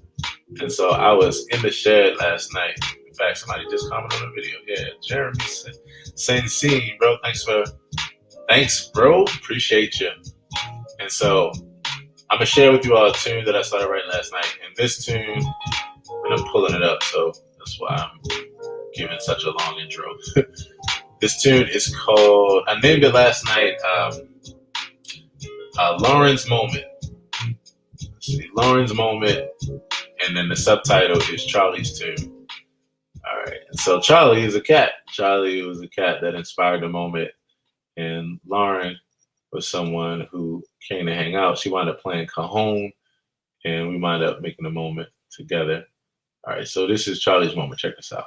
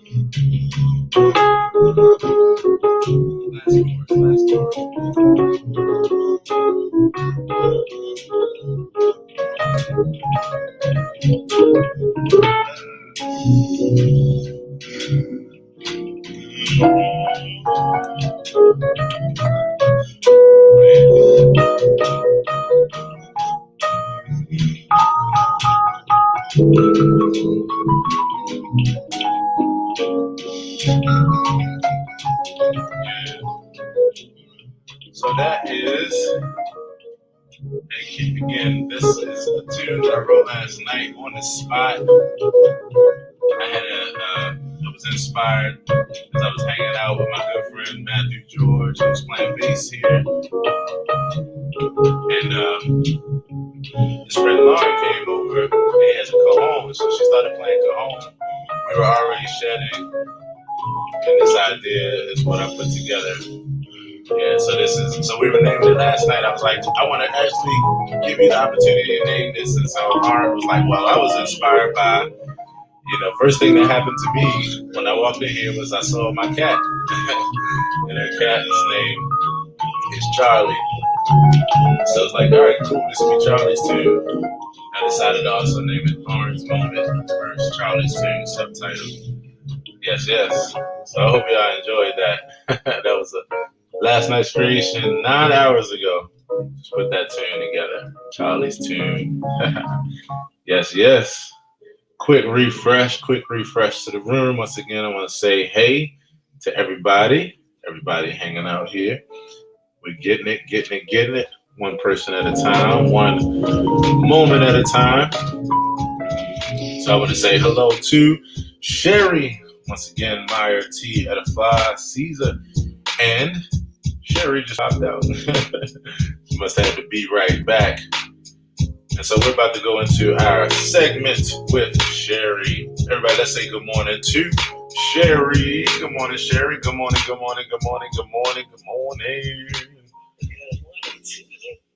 I say good morning to you. Hey. How are you today? Yes. Doing well. Doing absolutely well. So as you can hear, I'm doing well because some inspiration hit in the form of a new song. Lauren's Moment, Charlie's tune. I'm over here like he did it again. He put out another song overnight. I love it. So beautiful. Yeah, I had a great live moment last night, and the moment in the practice turned into me composing the tune. And so definitely y'all can look out for that real soon.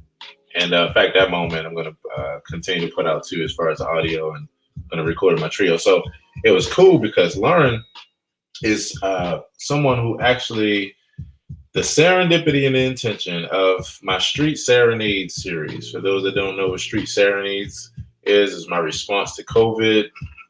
May 29th, 2020, I took my piano outside and have done 110 concerts around the city outside for the good people, free concerts just for the community, and have met and formed new relationships with so many people. It's been such a lucrative journey. And so Lauren was one of those people who happened to be in town with a friend of hers, and they were coming through this place here in Baltimore called Ellicott City, and they saw myself outside sharing music, saw the band, and they, ever since that day, they came to every street serenade that we had in Ellicott City. And so Lauren was just honored because I become one of her new favorite artists. And yeah, so she was like, oh my goodness, I can't believe like I just got a chance to be a part of this moment. So I wound up naming the tune Lauren's Moment. So just good times sharing this gift of music with good people, you know? I love it. Yes. So good morning to you. How are you doing this morning? I'm doing good. I am Miss Oil Painter. Right. So that's like prophetic because I'm actually in the art supply store right now trying to pick up my supplies before while I'm out. I really don't have to come out again. So, right. All right. So just a point of clarity, because I know yesterday I told people they could look at my art, but that is called flow art. That is not the oil painting. Oh. Look at my post yesterday. That's a little different. It's called flow art. Okay. Got you. Flow art. Okay. Mm-hmm. I love it. Now, the class that you're in is an oil painting class, right? Yeah, because I wanted to actually get into really learning the art of painting. Right. And so I literally stumbled into this class. I happened to be walking by a gallery. Right. And it said over 70 local artists. And I went in because I wanted to see people actually sell flow art. Right. I didn't know how to price my art. I was just doing it for fun. Right. And then walked in and they started telling me, like, yeah, we teach classes in the back with like artists, like trained artists. And I was like, really? And it was $20 for a class. I count me in. So yesterday was the second of that class, right? Yeah. How did it go? It was the second. It was good. So I don't know if you saw my little video, but yeah, I did a video. Right. Because yesterday I was still learning color theory. Mm-hmm. But it was harder because I had to match some new colors. But this week I got a homework assignment. So the instructor actually gave me a picture, 5 pictures to choose from.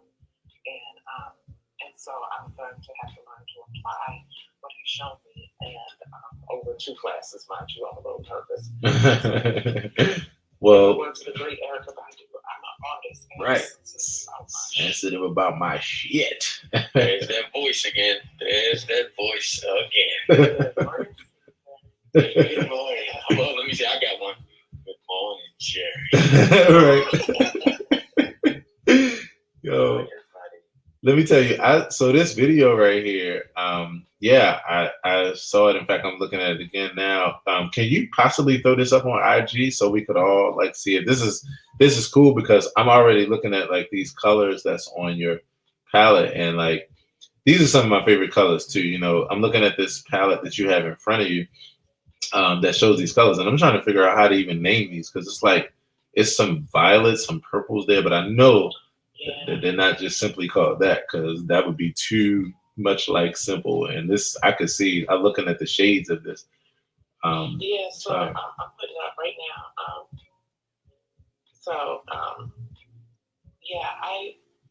They are. So what he challenged me to do was to go to a paint store like those or Homes or wherever and grab those little paint chips. Okay. Where you can, and then he was like, pick 10 that you like. Of course, I picked like 30. Right. But when I got the class, it was like, so pick one that you like, and now sit down and make those colors. Right. You have to match them. And it's not like close. Actually, I'm not home right now, but when I get home, I will also post the actual final outcome, and you can see part of it. Okay. So the video is up now. All right. So if anybody want to look at and start looking at this experience, you can click on our IG and look at the first post, as I'm looking at right now. These beautiful colors here. I love this. I'm excited because this particular journey, you already have been doing some fun art, and this is just another unfoldment of that. And I think this is deep therapy. I think this is deep personal expression. I just think it's pure fun. Yeah, it is. It's important to me because, in this journey of living my best life, I wanted to get to a place where I'm having fun again. Like I was having fun when I was at a certain point in my life. Not that I wasn't when I decided this again, but I had lost myself. Yeah. In my career and being mom and being a daughter and all that other stuff. So now it's just like, I'm doing this thing for me. Mm-hmm. Living my best life, and so I'm having a lot of fun, and I think that when we bring creativity, in other ways, and I'm a marketer.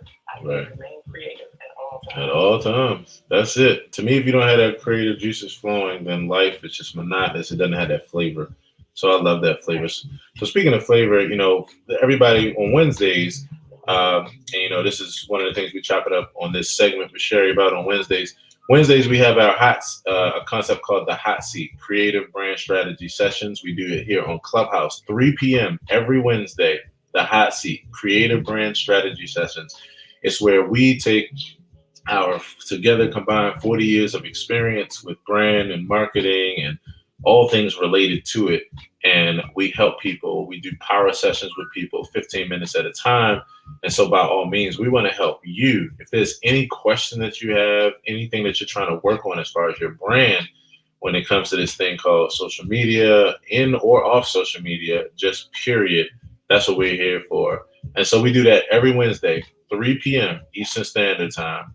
And so on our segment today, we like to chop it up about things, you know, related to creative content strategy, creative brand strategy, as we call it. So yeah, anything on your mind right off the bat, Sherry? I got honestly, not right off the bat.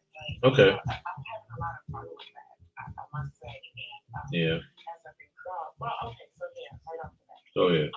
As a result, I am doing another reiteration of my company. Let's get it. So we actually are moving into a space where we're only going to be doing consulting. I'm not going to be doing done for you work anymore. Right. I'm excited about that because it allows me to really live in a space that I enjoy and that I can flow in. And pop out of bed and be like, yeah, let's get it. Right. Our clients, right? Right. Because your clients deserve that. 100%, I agree. On that same topic, let's dive into that a little bit further from just like a macro, like conceptual standpoint. And this is for anybody here, you know, this is for relatability factor. You know, there are different people here that we do different things, and wherever we are, we continue to unfold and we continue to evolve. Sometimes the toughest thing about evolving is accepting that you're evolving and that you're growing and that you're moving to another place.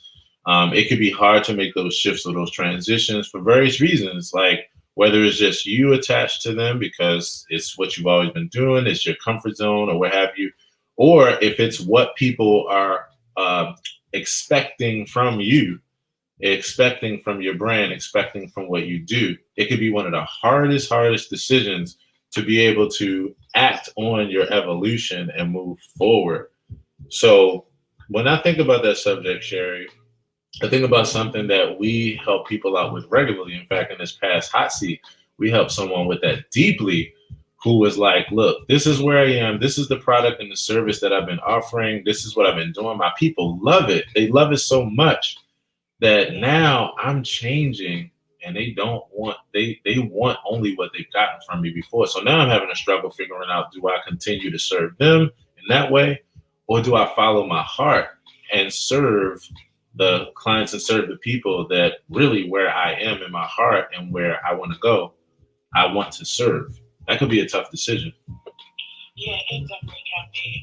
But I think you have to know where it makes you happy, because if you continue to stay where it makes other people happy, it doesn't allow you opportunity to grow. And as I told her, they don't know what they don't know. That's it. They don't know how great you can be, how much more you can offer them just by changing up a little bit of what you do. Right. And I already know that there's some people that aren't going to grow with me, but that's a lesson I had to learn in life. Yes. So once I got real clear about that, excuse my language, but I have no fun skills. I do what I need to do. Right. That's it. And you know how it is. Yeah, let me get 10 on pump now over here. It's a damn fool. Caesar, you're a dumbass. That's exactly what it is. You know, you just said something. You said something significant. First of all, you never have to say on the AP morning show, excuse my language. And who did I mess? I think I messed with Tanisha yesterday. Somebody I messed with, where they were like, pardon my French. I was like, you better speak some damn French up in here. You better speak it. So, because that's really what it is. You know, it's raw and it's real. That's what it is. It is literally that you. That's it. That's it. It's I'm trying to figure out how we go from getting our ass whipped for saying cussing words to now, if you don't say a cussing word, it's earned, it's going to cut you That's it. That's it. Right. I want to let y'all know something. I used to stick on me so bad when I was cussing when we went around our first. He went load on me so quick. He went told me like, oh, yeah. My mother's name is Nikki, so he's like, oh, Nikki. So he was outside cussing when we was coming and walking home from school. Got me in trouble. So, hey, look, y'all gonna hear about that in the coming days, because that's the kind of stuff that we're gonna be chopping it up with Caesar about what he. Oh yeah, I got you. So y'all gonna hear all about that story, because Caesar, that's what we're gonna. That's exactly what our segment is about. We're gonna be telling all the stories about that shit day by day. But this topic of like, here it is, you're working with your business, your product, your brand, like it could be a really, really hard process. And this is one of those things that I talk to people about every day, because of the fact that, like we were chopping it up here on this particular segment with Sherry the other day about like, okay, here it is. You take me starting out in my business, 2007, and as I started out and as I got my wheels turning and my feet wet, there were people that I was servicing, and it made sense. Like the intention was there to serve those people and to serve that particular niche, that particular aspect of the market. And then sometime very, very soon after that, I realized that, okay, I now have different goals. I now am ready to take this thing to the next level. And even though I've been providing this particular service in this way, I'm going to have to shift things to where everybody's not going to be able to come along with me. Now, that could be a tough process because, again, you as an entrepreneur, you could be in that place of like, wow, which way do I choose? Do I continue to service the people that have been there with me in that way? Or do I actually follow my heart? And so what I realized is that if I wanted to stay in business, if I wanted to be happy, let's just start there. Let's forget business. Fuck business. If I wanted to be happy in my life and then be happy in what I was doing, what I was bringing to the world, what I was bringing to people, then what I had to do was to follow my heart. And I had to allow those people who were going to come to that level with me to come to that level. And I had to allow the people who were like, appreciate it, but my buck stops here. I had to allow that to be. And the beautiful part, the testimony on that I was saying the other day, and that, when this time here as we're chopping up about business and strategy, is like, when I made that decision, literally that was the point where my business went from 0 to 6 figures over the next 5 years. It went and it continued to double every year, literally 10, 29, 43, 10, 29, 45, 83, 130K. Off of that decision, Sherry, literally off of the decision to say, I'm at this fork in the road. People want me to stay the same, but they don't understand my vision, and I can't expect them to. I can only expect me to know my vision and to follow my heart in that way. So I'm saying that to say, again, as we're here chopping up about this, that's for everybody here. Because what I find is that no matter what we're talking about, people deal with that in life period, and then definitely when it comes to business and strategy with their brand. You know what I mean, Sherry? Yeah, I do know what you mean. And I am quickly, I don't want to say quickly learning it. I've been learning that over some years anyway, just from like even in corporate when we had to make changes and employees were mad, vendors were mad, right, whatever. But we did what we needed to do, and it actually turned out far better. But my paint class instructor, my instructor said something. He actually used to own a graphic design company for over 30 some years, and he said, how long have you been in business? I said, this is my 4th year. He said, oh, good. He said, well, around the 7th year, and I've heard many of my mentors say the same. Around the 7th year is when things even out and you start to really come into your own and start to flourish. He said, but this I've never heard. He said, for whatever reason, his mentor had told him, and it's proven to be true, that on the odd years, you seem to have the roughest time. And he said, like 1, 3, 5. He said around those years, and he said maybe it's because you're going through the iterations and the smoothing out on the even years, and then you're experiencing some changes. But he said when you hit that Interesting. Etta Fly is in the audience. I know she may not be able to talk, but I would love to hear what she has to say about this. Yeah. Girl, I follow you on social media. She's a baddie. 100. And I definitely can imagine, that she can relate. And definitely, Edify, if you ever get the opportunity one day to pop back in, remember this for sure. We would love to hear your thoughts. I love being. There you go. And, and that's why I like talking about these kind of things, because we're all working at this thing in some shape, form, or fashion, and we can all relate, in this way. So again, everybody, as you continue to go about your day, especially being out here in these Clubhouse streets, remember that on Wednesdays, 3 p.m., and we're looking forward to it today, we are there specifically to continue, not just with this topic, but to continue to actually help you with whatever you're trying to work with. The way that we do it is that you come up on stage, we bring you up, and for a 15-minute power session, we look at your brand and we look at things and get to know you while you're telling us what it is that you're trying to work on, what you're trying to figure out. And then we immediately go into a power session. And when I tell you, just in the short time that we've been doing this together, whether it's here on this app or whether it's in our further consultation where we take that and we continue to chop it up with you one-on-one, provide those kind of services. I mean, I'm talking about we have turned people's entire perspectives around in a matter of minutes just because of these ideas and helping them with these kind of strategies. I'm so happy to work with you.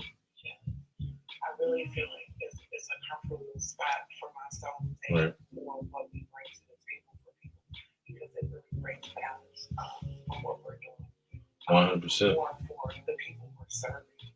100%. One person doesn't know everything, but when you have two minds together, it's amazing. Wow. It definitely is. So with that, Sherry, what's our Black History unknown, unrecognized fact for the day today? Yes, I'm so excited about this today. What you got? Yes. So I don't mean to cut you off because I got to get ready to go. I just wanted to say, y'all, it's always a blessing. But I want some advice from you and Aaron and whoever else listening. I have an idea for a second business. If my comedy and everything don't work, I've been thinking about I'm going to become a stripper. So I want to know if you guys. Why are you laughing? I want to know if you guys like my stage name. I'm gonna tell you what my stage name is. You just let me know if it'll work, okay? All right. So my stage name is gonna be Nestle Crunch. Oh wow. Okay. Would that work? Is that a good business decision? Yeah, I'm gonna go with no. Only. Right. Go ahead, Sherry. You said no. So, and here's my answer. Only if your outfit is blue and white, like all the way through with like white specks on it, so that you look like an actual Nestle Crunch bar. Like, no, actually, I've decided to come out naked. Oh God! Okay. And just as I'm dancing and everything, I'm gonna dance and put my clothes on. Put it on. Okay. And then, that way.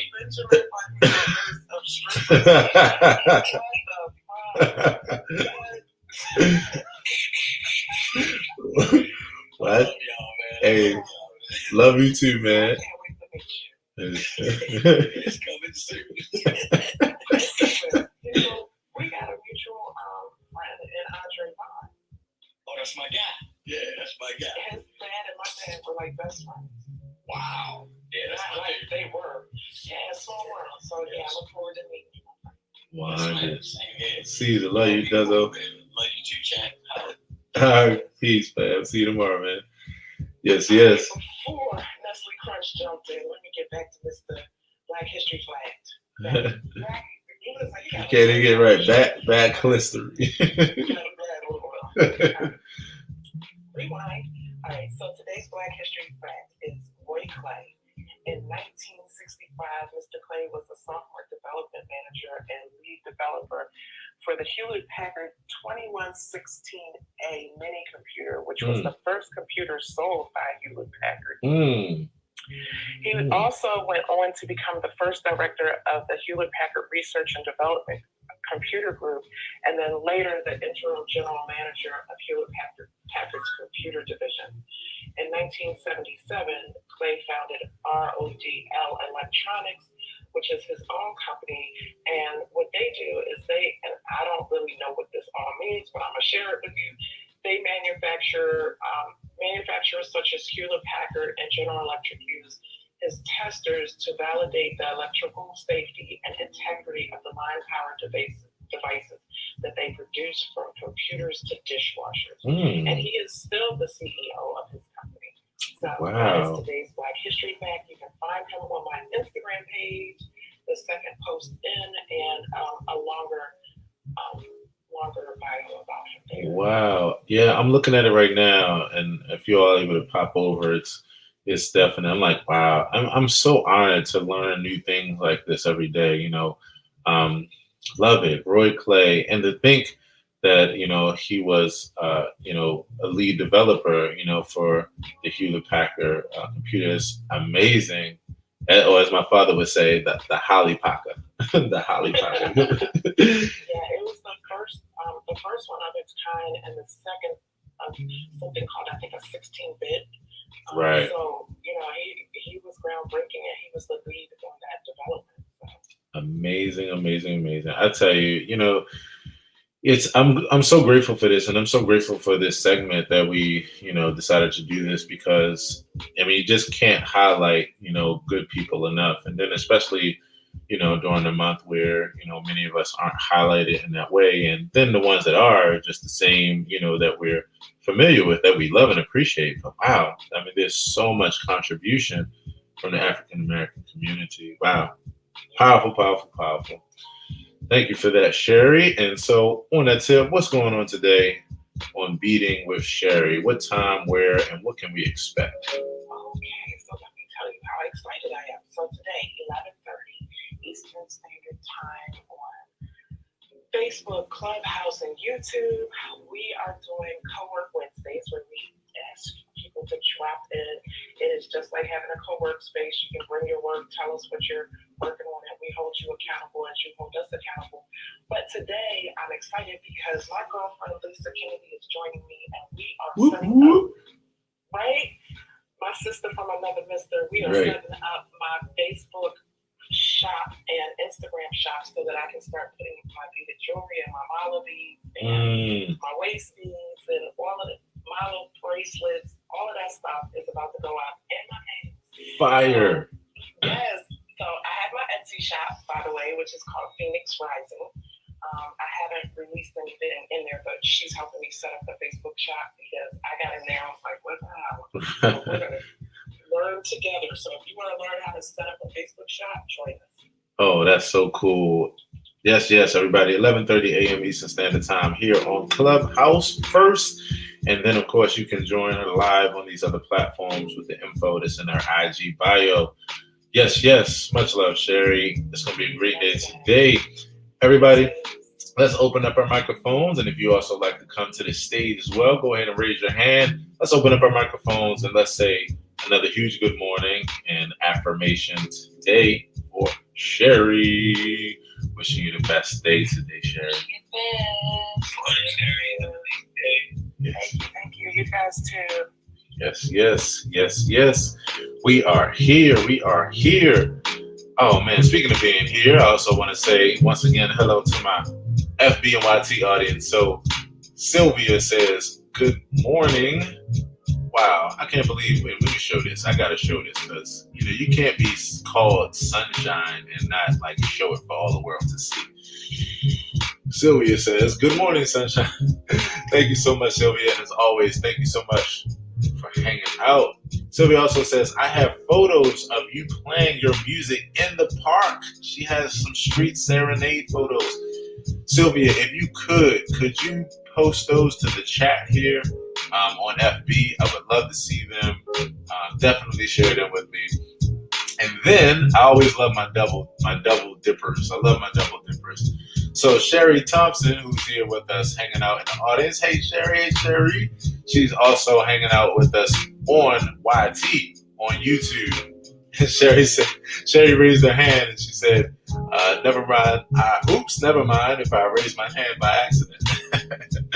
No doubt. Thanks so much for hanging out. And to everybody else that's hanging out here, I want to say good morning to Clarissa, Sanahara, Amachandra, Cherie, Karen, Etta Fly, Meyer, of course, Coco. We're doing this thing, standing together in accountability every morning. So on that tip, I want to invite you up to stage. You know, the goal is to only say, hey, we're here to 10:30, chop it up about some good things, have some good laughs, great conversations, and even greater affirmations. And if not, you just like to hang out and just let this continue to be your morning show.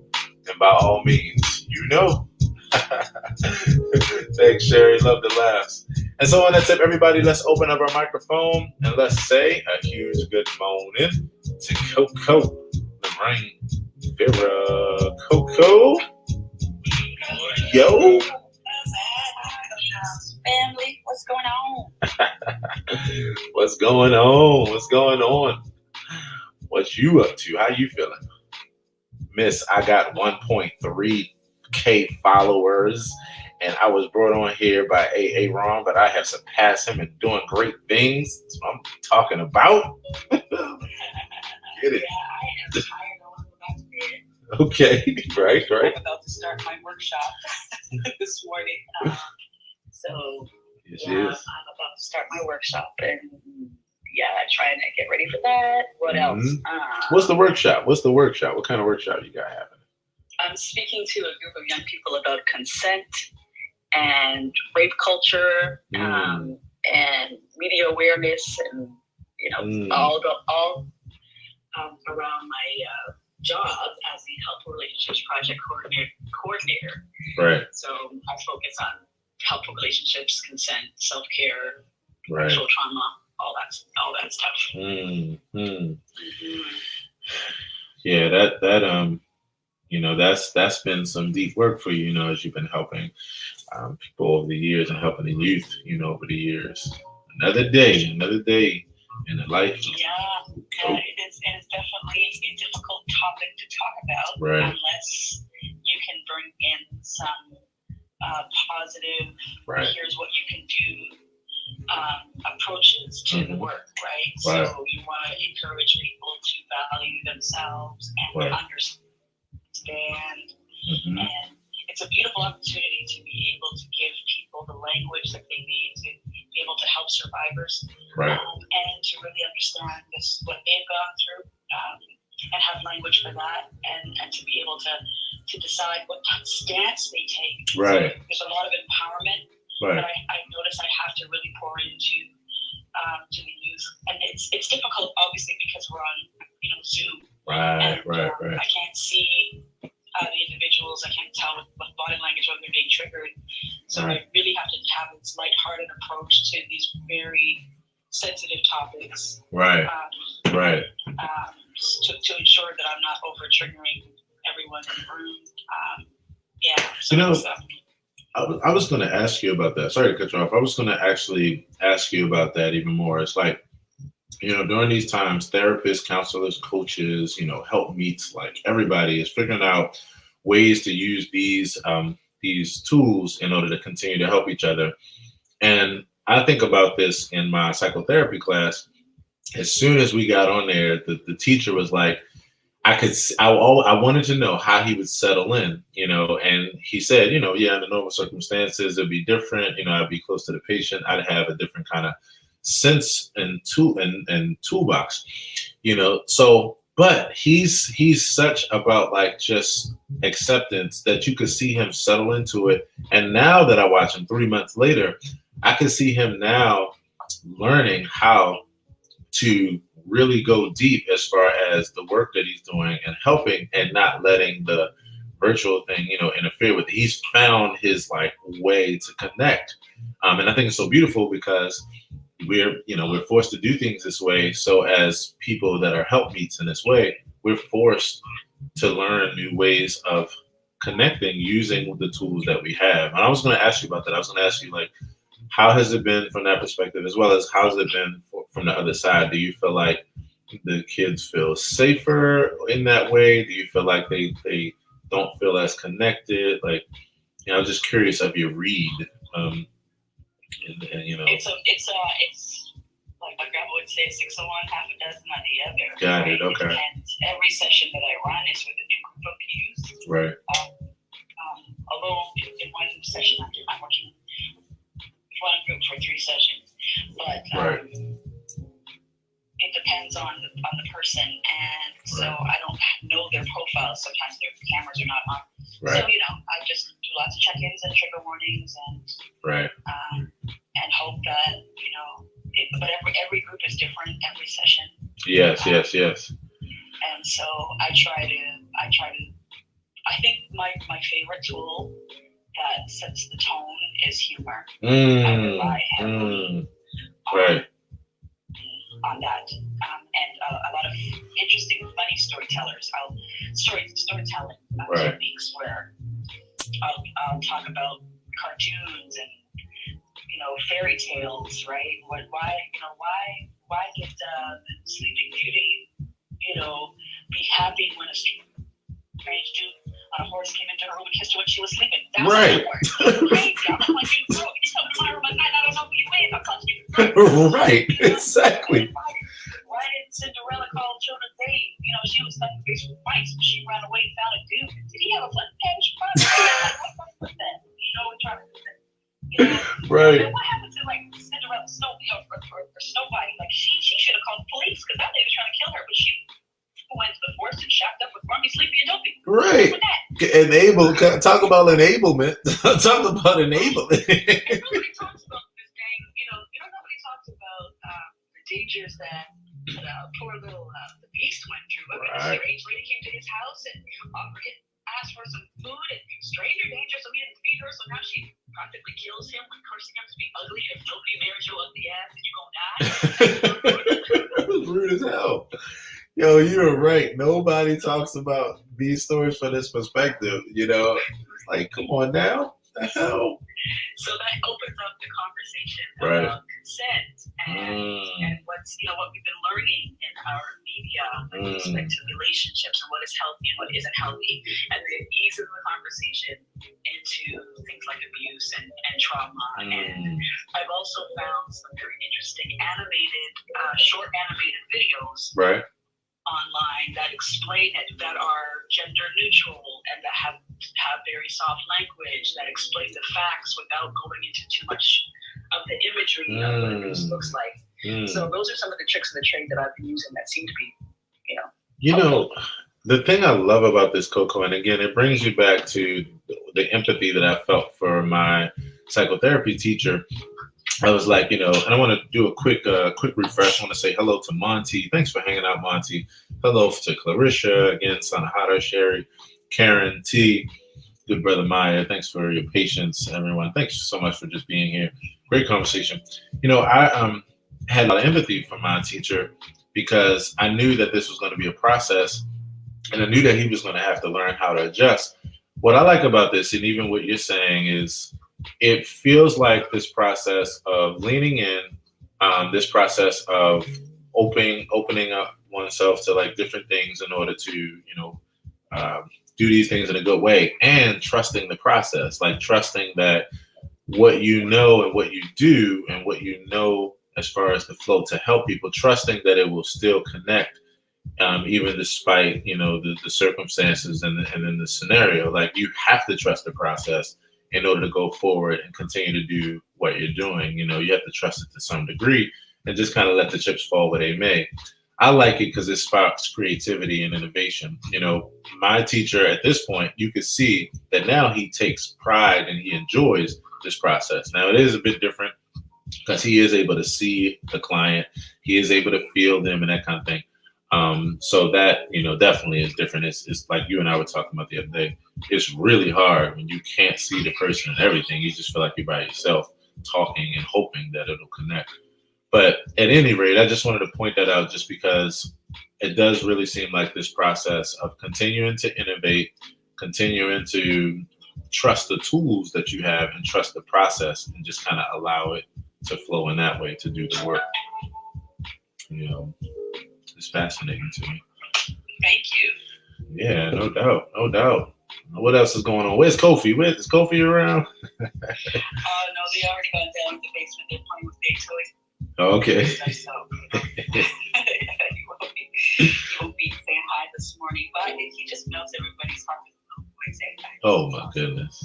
So cute. So cute. Well, as always, Coco, it is always great to have you. Always great to have your energy. And, I know that you're going to have an amazing day today as you prepare for these meetings. I feel you don't want to go back to bed. My bed, I want to climb back into that mother right there now. I am like, listen, there should be, we could get paid to have naps. Right. A nap study or whatever, where somebody could hire you to just say, well, what does this mattress feel like? I would be all over that. Right. Speaking of job. I appreciate everybody in the room. Yes, Say yes. hello to everybody. Karen, I just love hearing her speak. Me too. Sandra. Yes. Now that we got Sherry in the house. Yes. There's so many beautiful people in the space and in the room. Meyer, I haven't had a chance to connect with you in a bit, my Canadian brother. But anyway, I'm gonna run here. So yes. It's good to see everybody, and have to work. So, right. Always, Coco. And thank you for gracing us with your presence. Hope you have an amazing day today. On purpose. Have an amazing day, Coco. Thanks, Meyer. All right. I'm still waiting for my beats. Yo, so I can roll up my few bars. All right. What you need to do is you need to go to clarity.beats.com. You need to put your email in the subscription list. Then you need to follow all the social media. And then you need to go ahead and subscribe to Patreon. And then you can go ahead and send me your social security. I knew it was coming at some point. I'm like, you were signing your life away in order to get this. It's coming.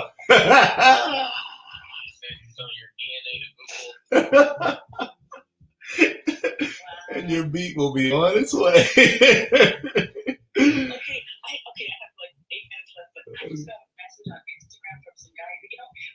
Why is the new sales technique on Instagram? Hi, how are you? No, it's like hi, how are you? I'm fine. How are you? I'm fine. Right. You want to do 4X? Oh my God. Oh my God. I have at least 5 people selling. One guy said to me this morning, have you heard about something clearinghouse giving away $100,000? Oh gosh. Just call this number and tell them that I sent you, and then give them your. Oh gosh. I am surprised that they would even use that technique. Do you know the Publishers Clearinghouse? That shit has been out of date like for years. Like, if somebody's coming to you with that, like, motherfucker, they ain't got no money no more. What are you talking about? If it was 85, maybe they don't have no damn money. Yeah, it's some bullshit. And I tell you, as soon as I hear that, if you give me $600, if you send me $600 right now, I'm gonna turn it into 8 to 10,000. Gosh. Oh God.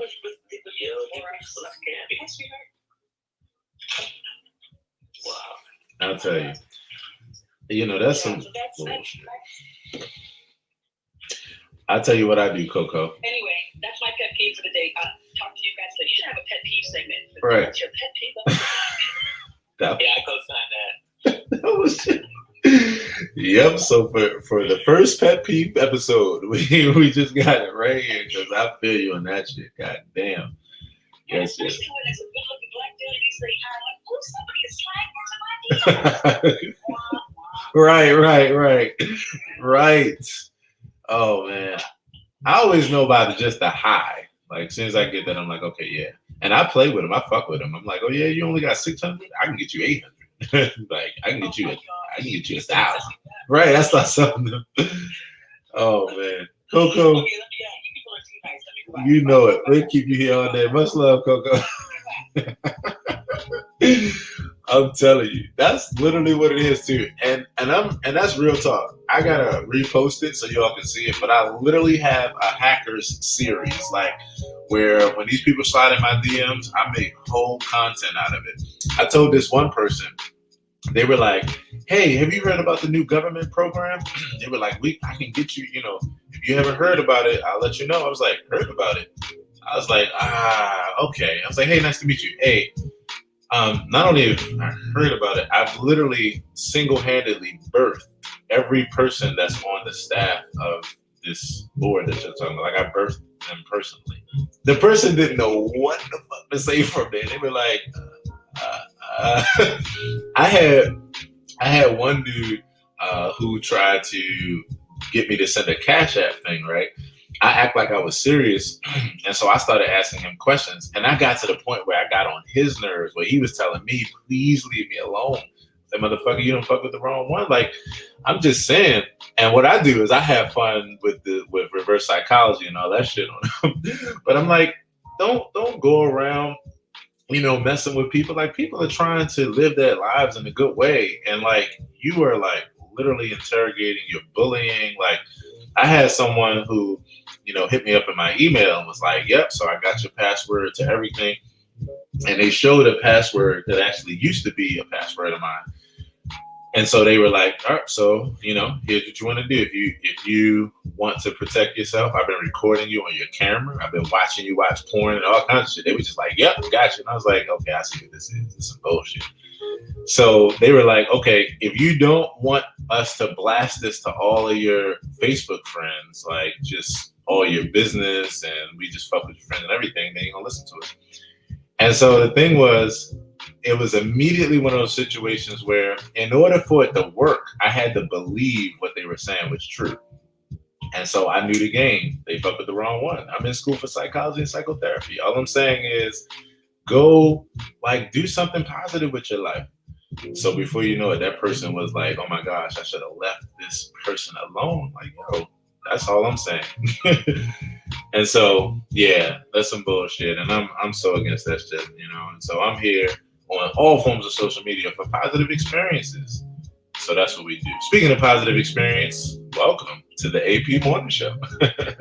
We are here. We're having fun every morning and just continue to do this thing in positivity, love, respect, and all kinds of good shit. I want to refresh the room, say good morning again to Monty. We want to say good morning to T, Clarissa, Sanahata, Sherry.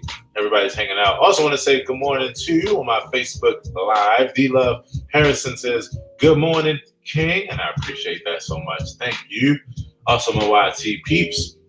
And as we keep this thing going, I want to, right before we go and say what's up to the brother Meyer, I want to read another pondering.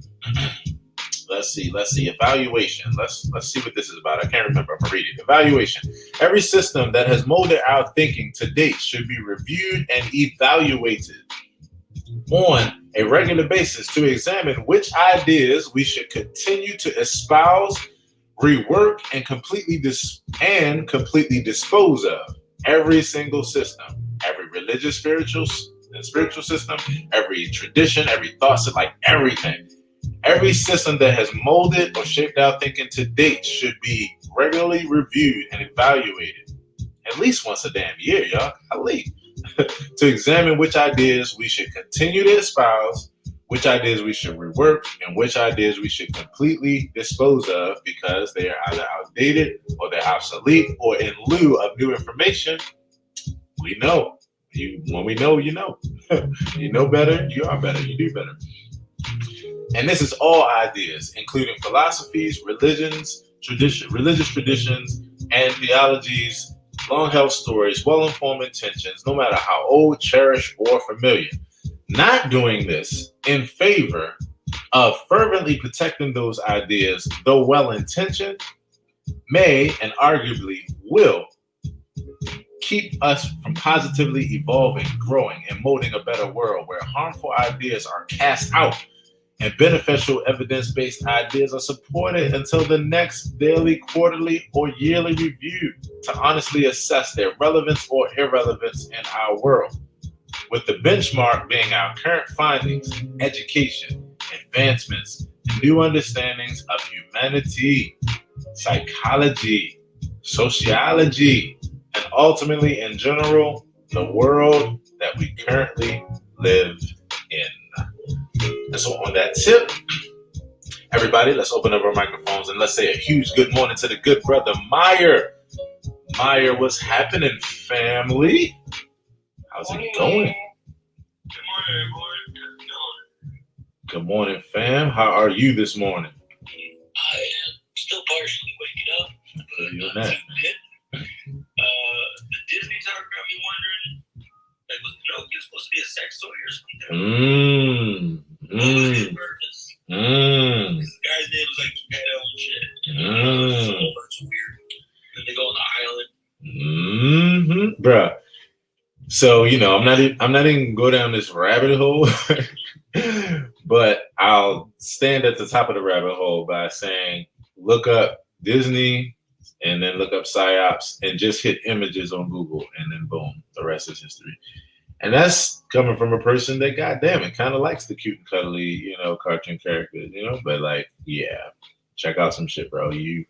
Disney, PsyOps, and just click images, and yeah, you're gonna see some shit you've been seeing over the years, and like, what the fuck? Okay, all right. Oh yeah, no, it's definitely like some indoctrination shit. Also, they always put like dicks in the background. There you go. Like the Little Mermaid just has a million dicks in the background. There you go. I don't know what the fuck the point is. Yep, it is too easy. Again, I said I wouldn't go down the rabbit hole. I'm not. I'll go down the next step and I'll jump back out of the rabbit hole because I don't even want to. Yeah. But who's watching it and what sells the most, and if you can get it in, and I hate no, absolutely no pun intended. But if you're able to plant those kind of seeds early, then goddamn it, the shit is already done. And then subliminally, you won't even see that shit for years to come. So, yeah, PsyOps is real. And this is why I don't do a whole lot of TV. And I'm very careful about the things I watch because my ears and eyes are sensitive to these things. And I see that shit a mile away. But anyway, because of clarity. Yep, for sure, bro. We will. Yeah, take it back to a lighter note. Yes, he is. Waking up and planning what the plan of attack is going to be. Yes, he is. Next work to do for Stable Cats. Nice. I got new Patreon subscribers. So I'm super dope. Oh, cool, bro. Congrats. Thank you. I dig that because I have a Patreon as well, and I've been using different kind of subscription as well as crowdfunding over the years. The thing about Patreon, and the reason why I'm congratulating you in that way, is because when a person finds their way to subscribing to you on Patreon, there's a high chance that person is a super fan and will continue to support you. Because Patreon, it's one of those platforms where, first of all, many people don't hear about it every day. So when you do find out about it, to make that intentional choice to go over and support your favorite creator or someone who you believe in, it really does mean a lot. And so kudos on that, bro. And kudos because Patreon is a great place to be able to continue to feed your audience some exclusive content and kind of thing and make them feel special. So I love it, bro. Nurture the hell out of each one of those subscribers. Absolutely. Thank you. Yeah, I'm just trying to build this year's goal is building 100 super fans. Like 20 people. Yeah. Like, okay, I think these guys rock me as like a human, They run about. So, and that's always who fans are, right? It's like people just fuck with you as a person. Yes. And like, therefore, they fuck with your music. That's always kind of how it works out. And, I'm gonna tell you, easy quick hack, bro. Easy quick hack. That's an organic one. One of the best things you can do, and it's the easiest thing for us as creators and creatives to do, is when you check in. I have it on my Patreon where a person, where you can share your birth date or what have you. And one of the tiers that I have, and I'll shoot you mine so you can see it, but one of the tiers I have, just as a quick birthday shout out. And I say that to say one of the things that's the easiest and lowest hanging fruit is to take 8 bars, to take 15 seconds, bro, and just create something or what have you that you're able to send out to the person on their birthday, or create a all-purpose one that kind of routes. Little things like that literally take 5 minutes to make, because you ain't got to go down the rabbit hole of production and missing all that. Like, you can just, kind of flow with something. But that meaningful expression goes a long, long way when it comes to the birthday deal. And if you connect to, if you already have a MailChimp or anything like that, or if you connect to anything like that, then it'll actually make it automated like by itself. So that way you just have this set up, and when it's their birthday, it'll just automatically just go to their email for you. I did a little thing with my company Fruition where my vocalist, Micah Smith, he sung just a quick, like, happy birthday from Fruition and all of us. And when I tell you that, talk about those super fans, it exploded to the point of, those people feeling so special. They started telling everybody else about it. Before you know it, like, the crowd's coming around because of the fact of that just basic kind of nurturing, appreciative thing, and I don't see many MCs do it, but like you could easily freestyle 8 bars that has to do with birthday and something about the person or whatever. So that is like a top tier hat right there. Even just like a short video message on her birthday, just like on some cameo shit. Yes, so like, yes.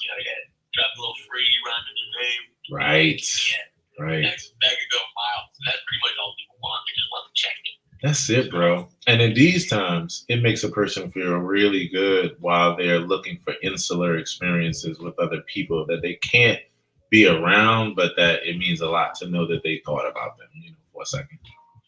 Yes. Yeah, it's just that extra little like social vibe. Right. Sending them love. Right. 100, bro. Appreciate that. Yeah, no doubt, bro. Hey, Ron, this is Karen. I just have to say, I used to advise my artists I used to manage when we were at shows. Somewhere close to his last set, close to the end of his last set, I would tell him to, he has this like sex appeal, but he plays like kind of hit beach music on saxes. So his target audience, is women. Right. So I would ask him to call the women to the stage who had birthdays that month, and we'd have people on stage and serenade them, perform his solo. Yeah, happy birthday to them, and they loved it. A lot of them were shy or embarrassed. But long story short, with the pandemic, I've told him he needs to continue that online because don't stop what you see women love. Although they be embarrassed by the attention, they love it, and maybe their man hasn't given them that much attention that day on their birthday, and it really makes them feel good. So I think that was a great suggestion. It really does. Thank you, Karen. 100, fam. Maya, it's always good to hang out with you, bro, and I'm hoping that you have an amazing day today, bro, as you get it flowing with the mix and the flow and everything, man. A beautifully creative day, bro. I just want to affirm you on that. And it's always great to hang with you, fam. Always great to hang out with you guys. Love y'all. Yes, sir. You have an amazing day too. You too, Meyer. Yes. 100. We are here. And we're going to jump straight in. Say good morning to Karen. Karen, come on back in. Good morning to you, Karen. Everybody open up your microphones and let's say good morning to Karen. Good morning, Karen. Good morning. Good morning, everyone. Yes. Morning. Also want to say a quick good morning. I apologize, Karen. I want to also say hello to Danielle, JD. Thank y'all so much for coming through. If you want to come up to the stage, by all means, you can. The goal is to say, hey, stand in affirmation and accountability, chop it up for a few. And if not, you want to lay in the cut and let this be your background, by all means. Thank you so much for hanging out. Karen, how you feeling this morning? I'm feeling well this morning. I'm got my morning started and got my caffeine in me, and I'm rolling. Yes. I've enjoyed the conversation today. I love the fact that we in this room can go from chit-chatting about nothing to something in my heart, something in my head, right, something in my spirit, and then we go back to chit-chatting and laughing. Yeah. I like the flow in this room. I like the diversity of it. So I'm just glad to be here. You said it. I was just so I don't know. I don't even think I tagged you in it yesterday, Karen. Did you see the vid with me and LT yesterday hanging out? No, okay, cool. Don't worry, I got you. I'm gonna actually put your name in the comments right now so it'll come to you. What you just said, wait till you see the confirmation and affirmation of that, in this video. I shared with LT for those that don't know, and what I'm talking about again, if you hang with me over on FB, I actually document these shows and have fun being able to chop it up with my other family in those environments. And so right after the show yesterday, I hung out with LT and we were live on FB and YT. And I was sharing with her how I'm taking this show, and now I'm starting to continue to add different segments and structure and that kind of thing to it. And with the way that I work, I'm an improviser first, and I flow from the heart. I flow from that right brain. And then I have years, especially growing up with my mom is a 36-year school teacher and coming out of the womb with structure and words and analytics. I have that as well. I lead with my heart, and then the undergirding is my head. The undergirding is the left side of my head, that left brain. So I was sharing with LT, my flow, my plan, and giving her some ideas of how I'm continuing to structure this and continuing this flow. And so for you to say that is it's confirmation. You'll hear it in full there, but it's confirmation just further of what I know and why I do this in the way that I do it, because that's what it's about. It's about being with people in an improvisational way and being able to have laughs and also chopping it up about some deep things and all be strategic and accountable with it. So Karen, you help us to do that. You help me to do that just by your presence and how it attracts, how we've attracted each other in this way to be in this space. Awesome. Thank you. I appreciate that validation. And while I'm here, I just want to introduce my friend who's joined us in the room here, Monty. Hey. Hey, how you doing? Yes, sir. Good morning, Monty. Yeah. So Love Monty it. and I have been social media friends for, I don't know, at least a couple years. I've never met him, ever. Love it. Wow. We just, I don't know, I don't even know who reached out to who first for the connection, but I just remember seeing his posts about just things that were from his heart, or Right. from his head, or from his creative world. Right. Monty, I'll let you introduce yourself, but real short story is, I saw he was a musician and he sings and he writes music, and Yes. I saw that he writes journals, poetry.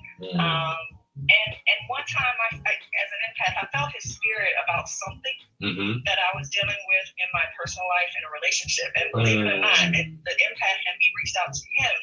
I didn't even know this man, but I knew him through social media that he also was an empath. So I reached out to him for some, I don't know why. I just, something said do it. And so I learned to follow my gut, my instinct. I trust her now. Right.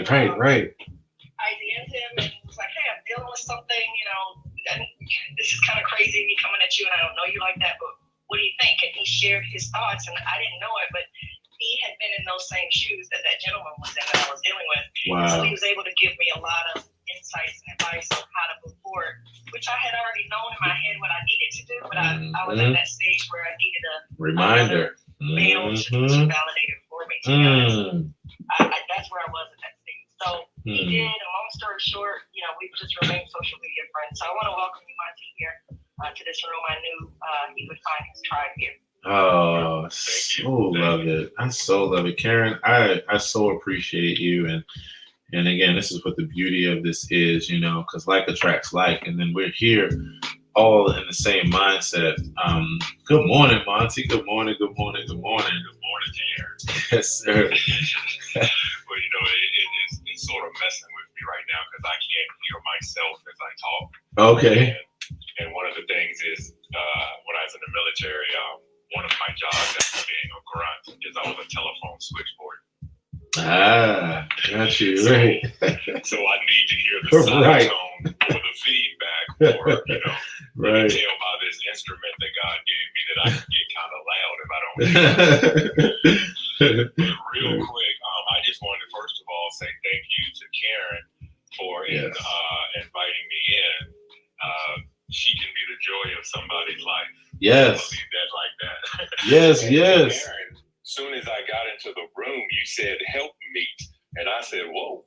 He said help me. And a lot of people, when you go into the Bible, you see help meet, and you automatically think that is the woman that God brought out of you. But it can also be the people that are around you, helping you throughout the day. Just like Karen we came across each other's paths a long time ago. Here I am meeting have some background music. I done wrote down but mute that mic. Yes. Love it. So already you have become a solid mentor, and in my notepad I have wrote notes. So again, I'm just going to bow out and leave, but I'm going to be listening in the background, and I just want to say thank you to Karen, because already today I have smiled and I have laughed, and if I keep listening, I might smile, laugh. All right, God bless y'all. I love it, bro. It is such a pleasure. Take care. Yes, thank you, Monty. And by all means, this is your space. This space is created for all the points that it's hitting for you.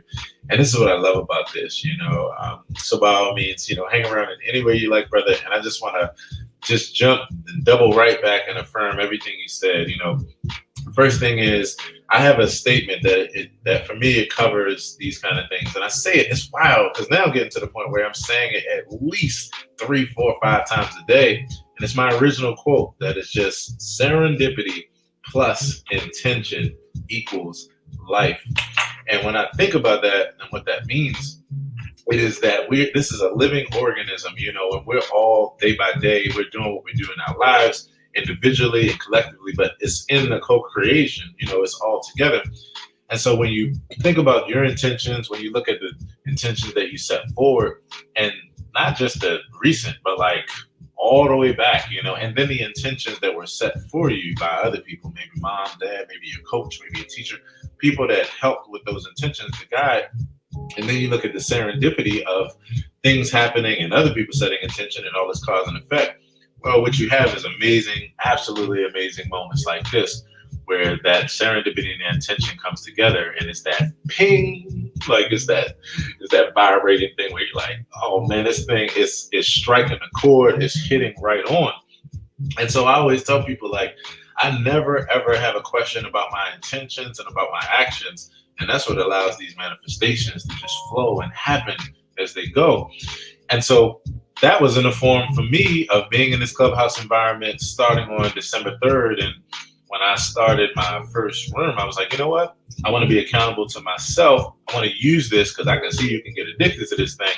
I want to use this strategically, like I do everything, and use it to continue my greatest and deepest goals that I've been doing way before this environment. And it's been on a global scale at this point.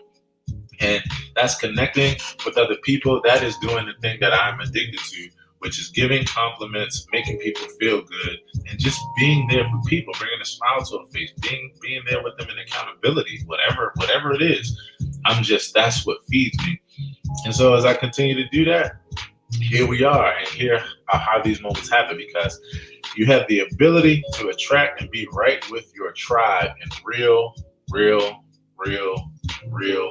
time. And so it's an absolute pleasure to meet you, brother Monty. Welcome to the family, the AP Morning Show Accountability Partners, here every morning, 7:30 a.m. to 10:30 a.m. Eastern Standard Time. And many times I'm doing OT, because I can't help that addiction that I love people, and I love being able to love on people. And of course, to meet new people in that same mindset is just bonus on top of bonus on top of bonus. So thanks, bro, for sharing. Thanks for your energy. Thanks for your validation. Thanks for your confirmation. And just thanks for saying yes to you and all the decisions that bring you to this place. And Karen, I love you, Karen. I appreciate you so much, because this is what it is. This is what we do. We do this together every day. I know exactly what that means. Having somebody that you're like, man, this person like didn't even know me, and then here they go. We have become longtime friends. Believe it or not, that's how Coco and I met. Coco and I have only actually seen each other at one point in life for a very short time, for like 1 week.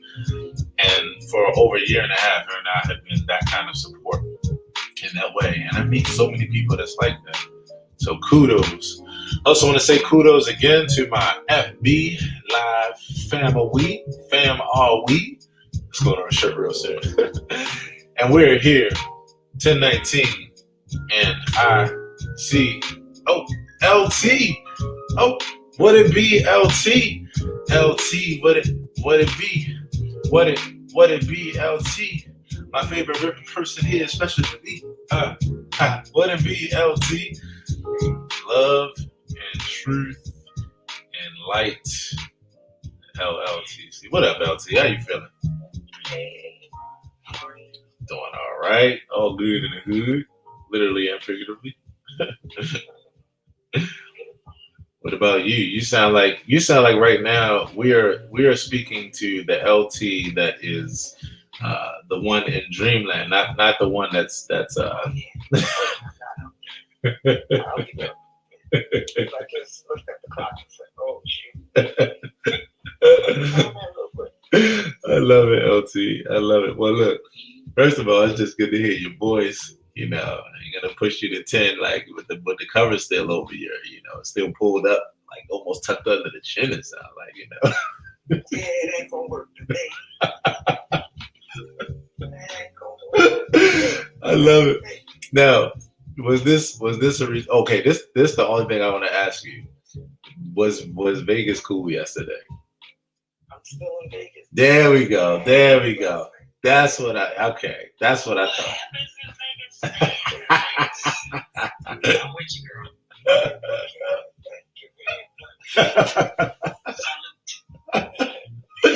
I love it. I absolutely love it. Karen. Don't even let me say it.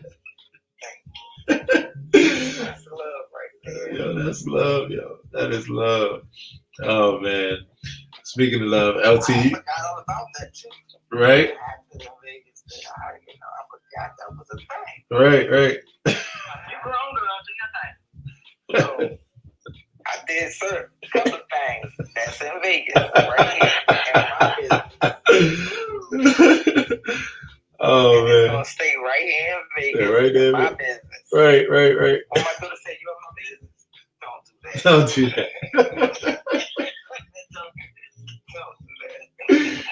Yo, I love it. I was telling LT yesterday, I was like, damn, I wish I, like, for somebody to just jump in the car, like, LT was here yesterday. She's like, all right, well, what's on my agenda today? So I think I'm going to hop over to Vegas. I'm like, damn, I wish I lived that close to Vegas where I could just hop on over, That's a cool ass thing. And I don't know I could, but right now I'm just like, yeah, that's actually cool as shit. Yeah, man. Like, we are next to a lot of different things. It don't take me long to get to Arizona. Right. So if I want to go to Arizona, I just, roll on up to Arizona. Yeah. Any beach, we can just go in any direction. Go to San Diego way, won't be down at some beaches. Right. Go the other way, LA way, you're going to go down to some beaches. Right. Man, we're surrounded around so much water. I love it. I tell you. And so I'm a person, for those that don't know here, I mentioned it, here a few times. I have never stepped foot on the West Coast. I'm 38 years old. I'm looking forward to it, but I've never stepped foot on the West Coast. And so I'm looking forward to Cali, Vegas, like all of these beautiful places, beautiful people. And here's the best part for me, that now when I travel, I don't have to worry about going to places and being like, man, I don't know anybody here. Because now I got peeps from Clubhouse in many of these places, to go. So I'm excited about that, Yes. So yeah, LT. So, LT, I gotta plan my trip out there. When I do, I'm gonna let Aaron know so we can not only go down to Southern Cal where you are, but also fly out to NorCal and check out some of the spots up there. Oh, that's beautiful. Yes, we're gonna get a cheap Southwest flight. Hell yeah, right. You better get on skip lag and get it cheap. Oh, yeah, that's right. Good point. Oh yeah, I gotta put down with that. You said skip lag? Yeah, skip lag the ticket's $20 some. Right, what is that, like you book one ways, right? Is that how that Well, how it works is you really just skip a flight somewhere. It'd probably be your last flight. So when we come to when I came to North Carolina, I came to Charlotte a couple weeks ago. Remember, I just flew to the East Coast. That's how I've been flying like that stuff in California. That's right. So you book a flight. I think the concept is you book a flight beyond. You book it beyond where you know you want to go, and you just get off early. Is that the general concept? But yeah, you don't really book it where so you don't know where the other flight gonna go. If I say I'm booking a flight to Charlotte, right? It's gonna take me. If it's a straight through flight, Because sometimes you can get that. Like when we just came to Charlotte, it was straight through. Okay. But it had another flight going somewhere else. Right. So, but my flight, sometimes you have to, it's a layover in a couple of states. So just depends how cheap you want that ticket. You might have to Makes sense. Different layovers. It might take you about 14 hours to get to. Right. Right. I don't take those. Right. I find one that's a straight flight to Charlotte, right? So it was like $54 for me to get from here to Charlotte one way. Wow. Yeah. But last year when I canceled all my trips, it cost me, for all of my children to go and myself, we was gonna be going for a whole month, and I had 4 different flights in it, and it was like under $350. Wow. Wow. Okay. Skip leg. Right. So just for me, myself, and 4 children to come there, and what was that? When I came, right? That was only like $379 for all 4 of my tickets going in. And we paid about $280 something to come back. Wow. Okay. Yeah, that's some good. That's for 4 tickets. Yeah, that's crazy. And they all was straight through flights, so we didn't have a layover. And the beauty of it, when we booked the flight to come back, my children stayed in Jersey. They got on in Jersey. I got on in Charlotte and met them on the same flight in Charlotte. Yeah, that's powerful. I tell you, I thank you. I'm always so grateful to learn new things. Thank you for sharing that, LT, because that's definitely useful, and I'm gonna definitely put that down and utilize that. And literally, y'all, I take. So here's the thing with Skip Bag as well. You can only take a personal item and a bag that will fit up underneath your seat. Right. So they have these rolling bags that are under the chair rolling bag. So I purchased those last year. We all have one. We roll up our clothes. I wear the same neutral color, which is either black or either jeans. And I just have a bunch of tops to change with those outfits. And I wear what shoes I have on my feet and one other pair of shoes in my bag. That's how I pack. Yo, we're too much goddamn it alike. Can we be any more alike, LT? Goddamn. Like, literally, that was literally the bag that I just packed. Like, literally, that I just packed for my last week's trip. Like, yeah, I love it, LT. That's very smart, very efficient. As always, LT, it's good to see you, good to hang out with you, and this is good. And I'm glad that it could be a part of waking your ass up.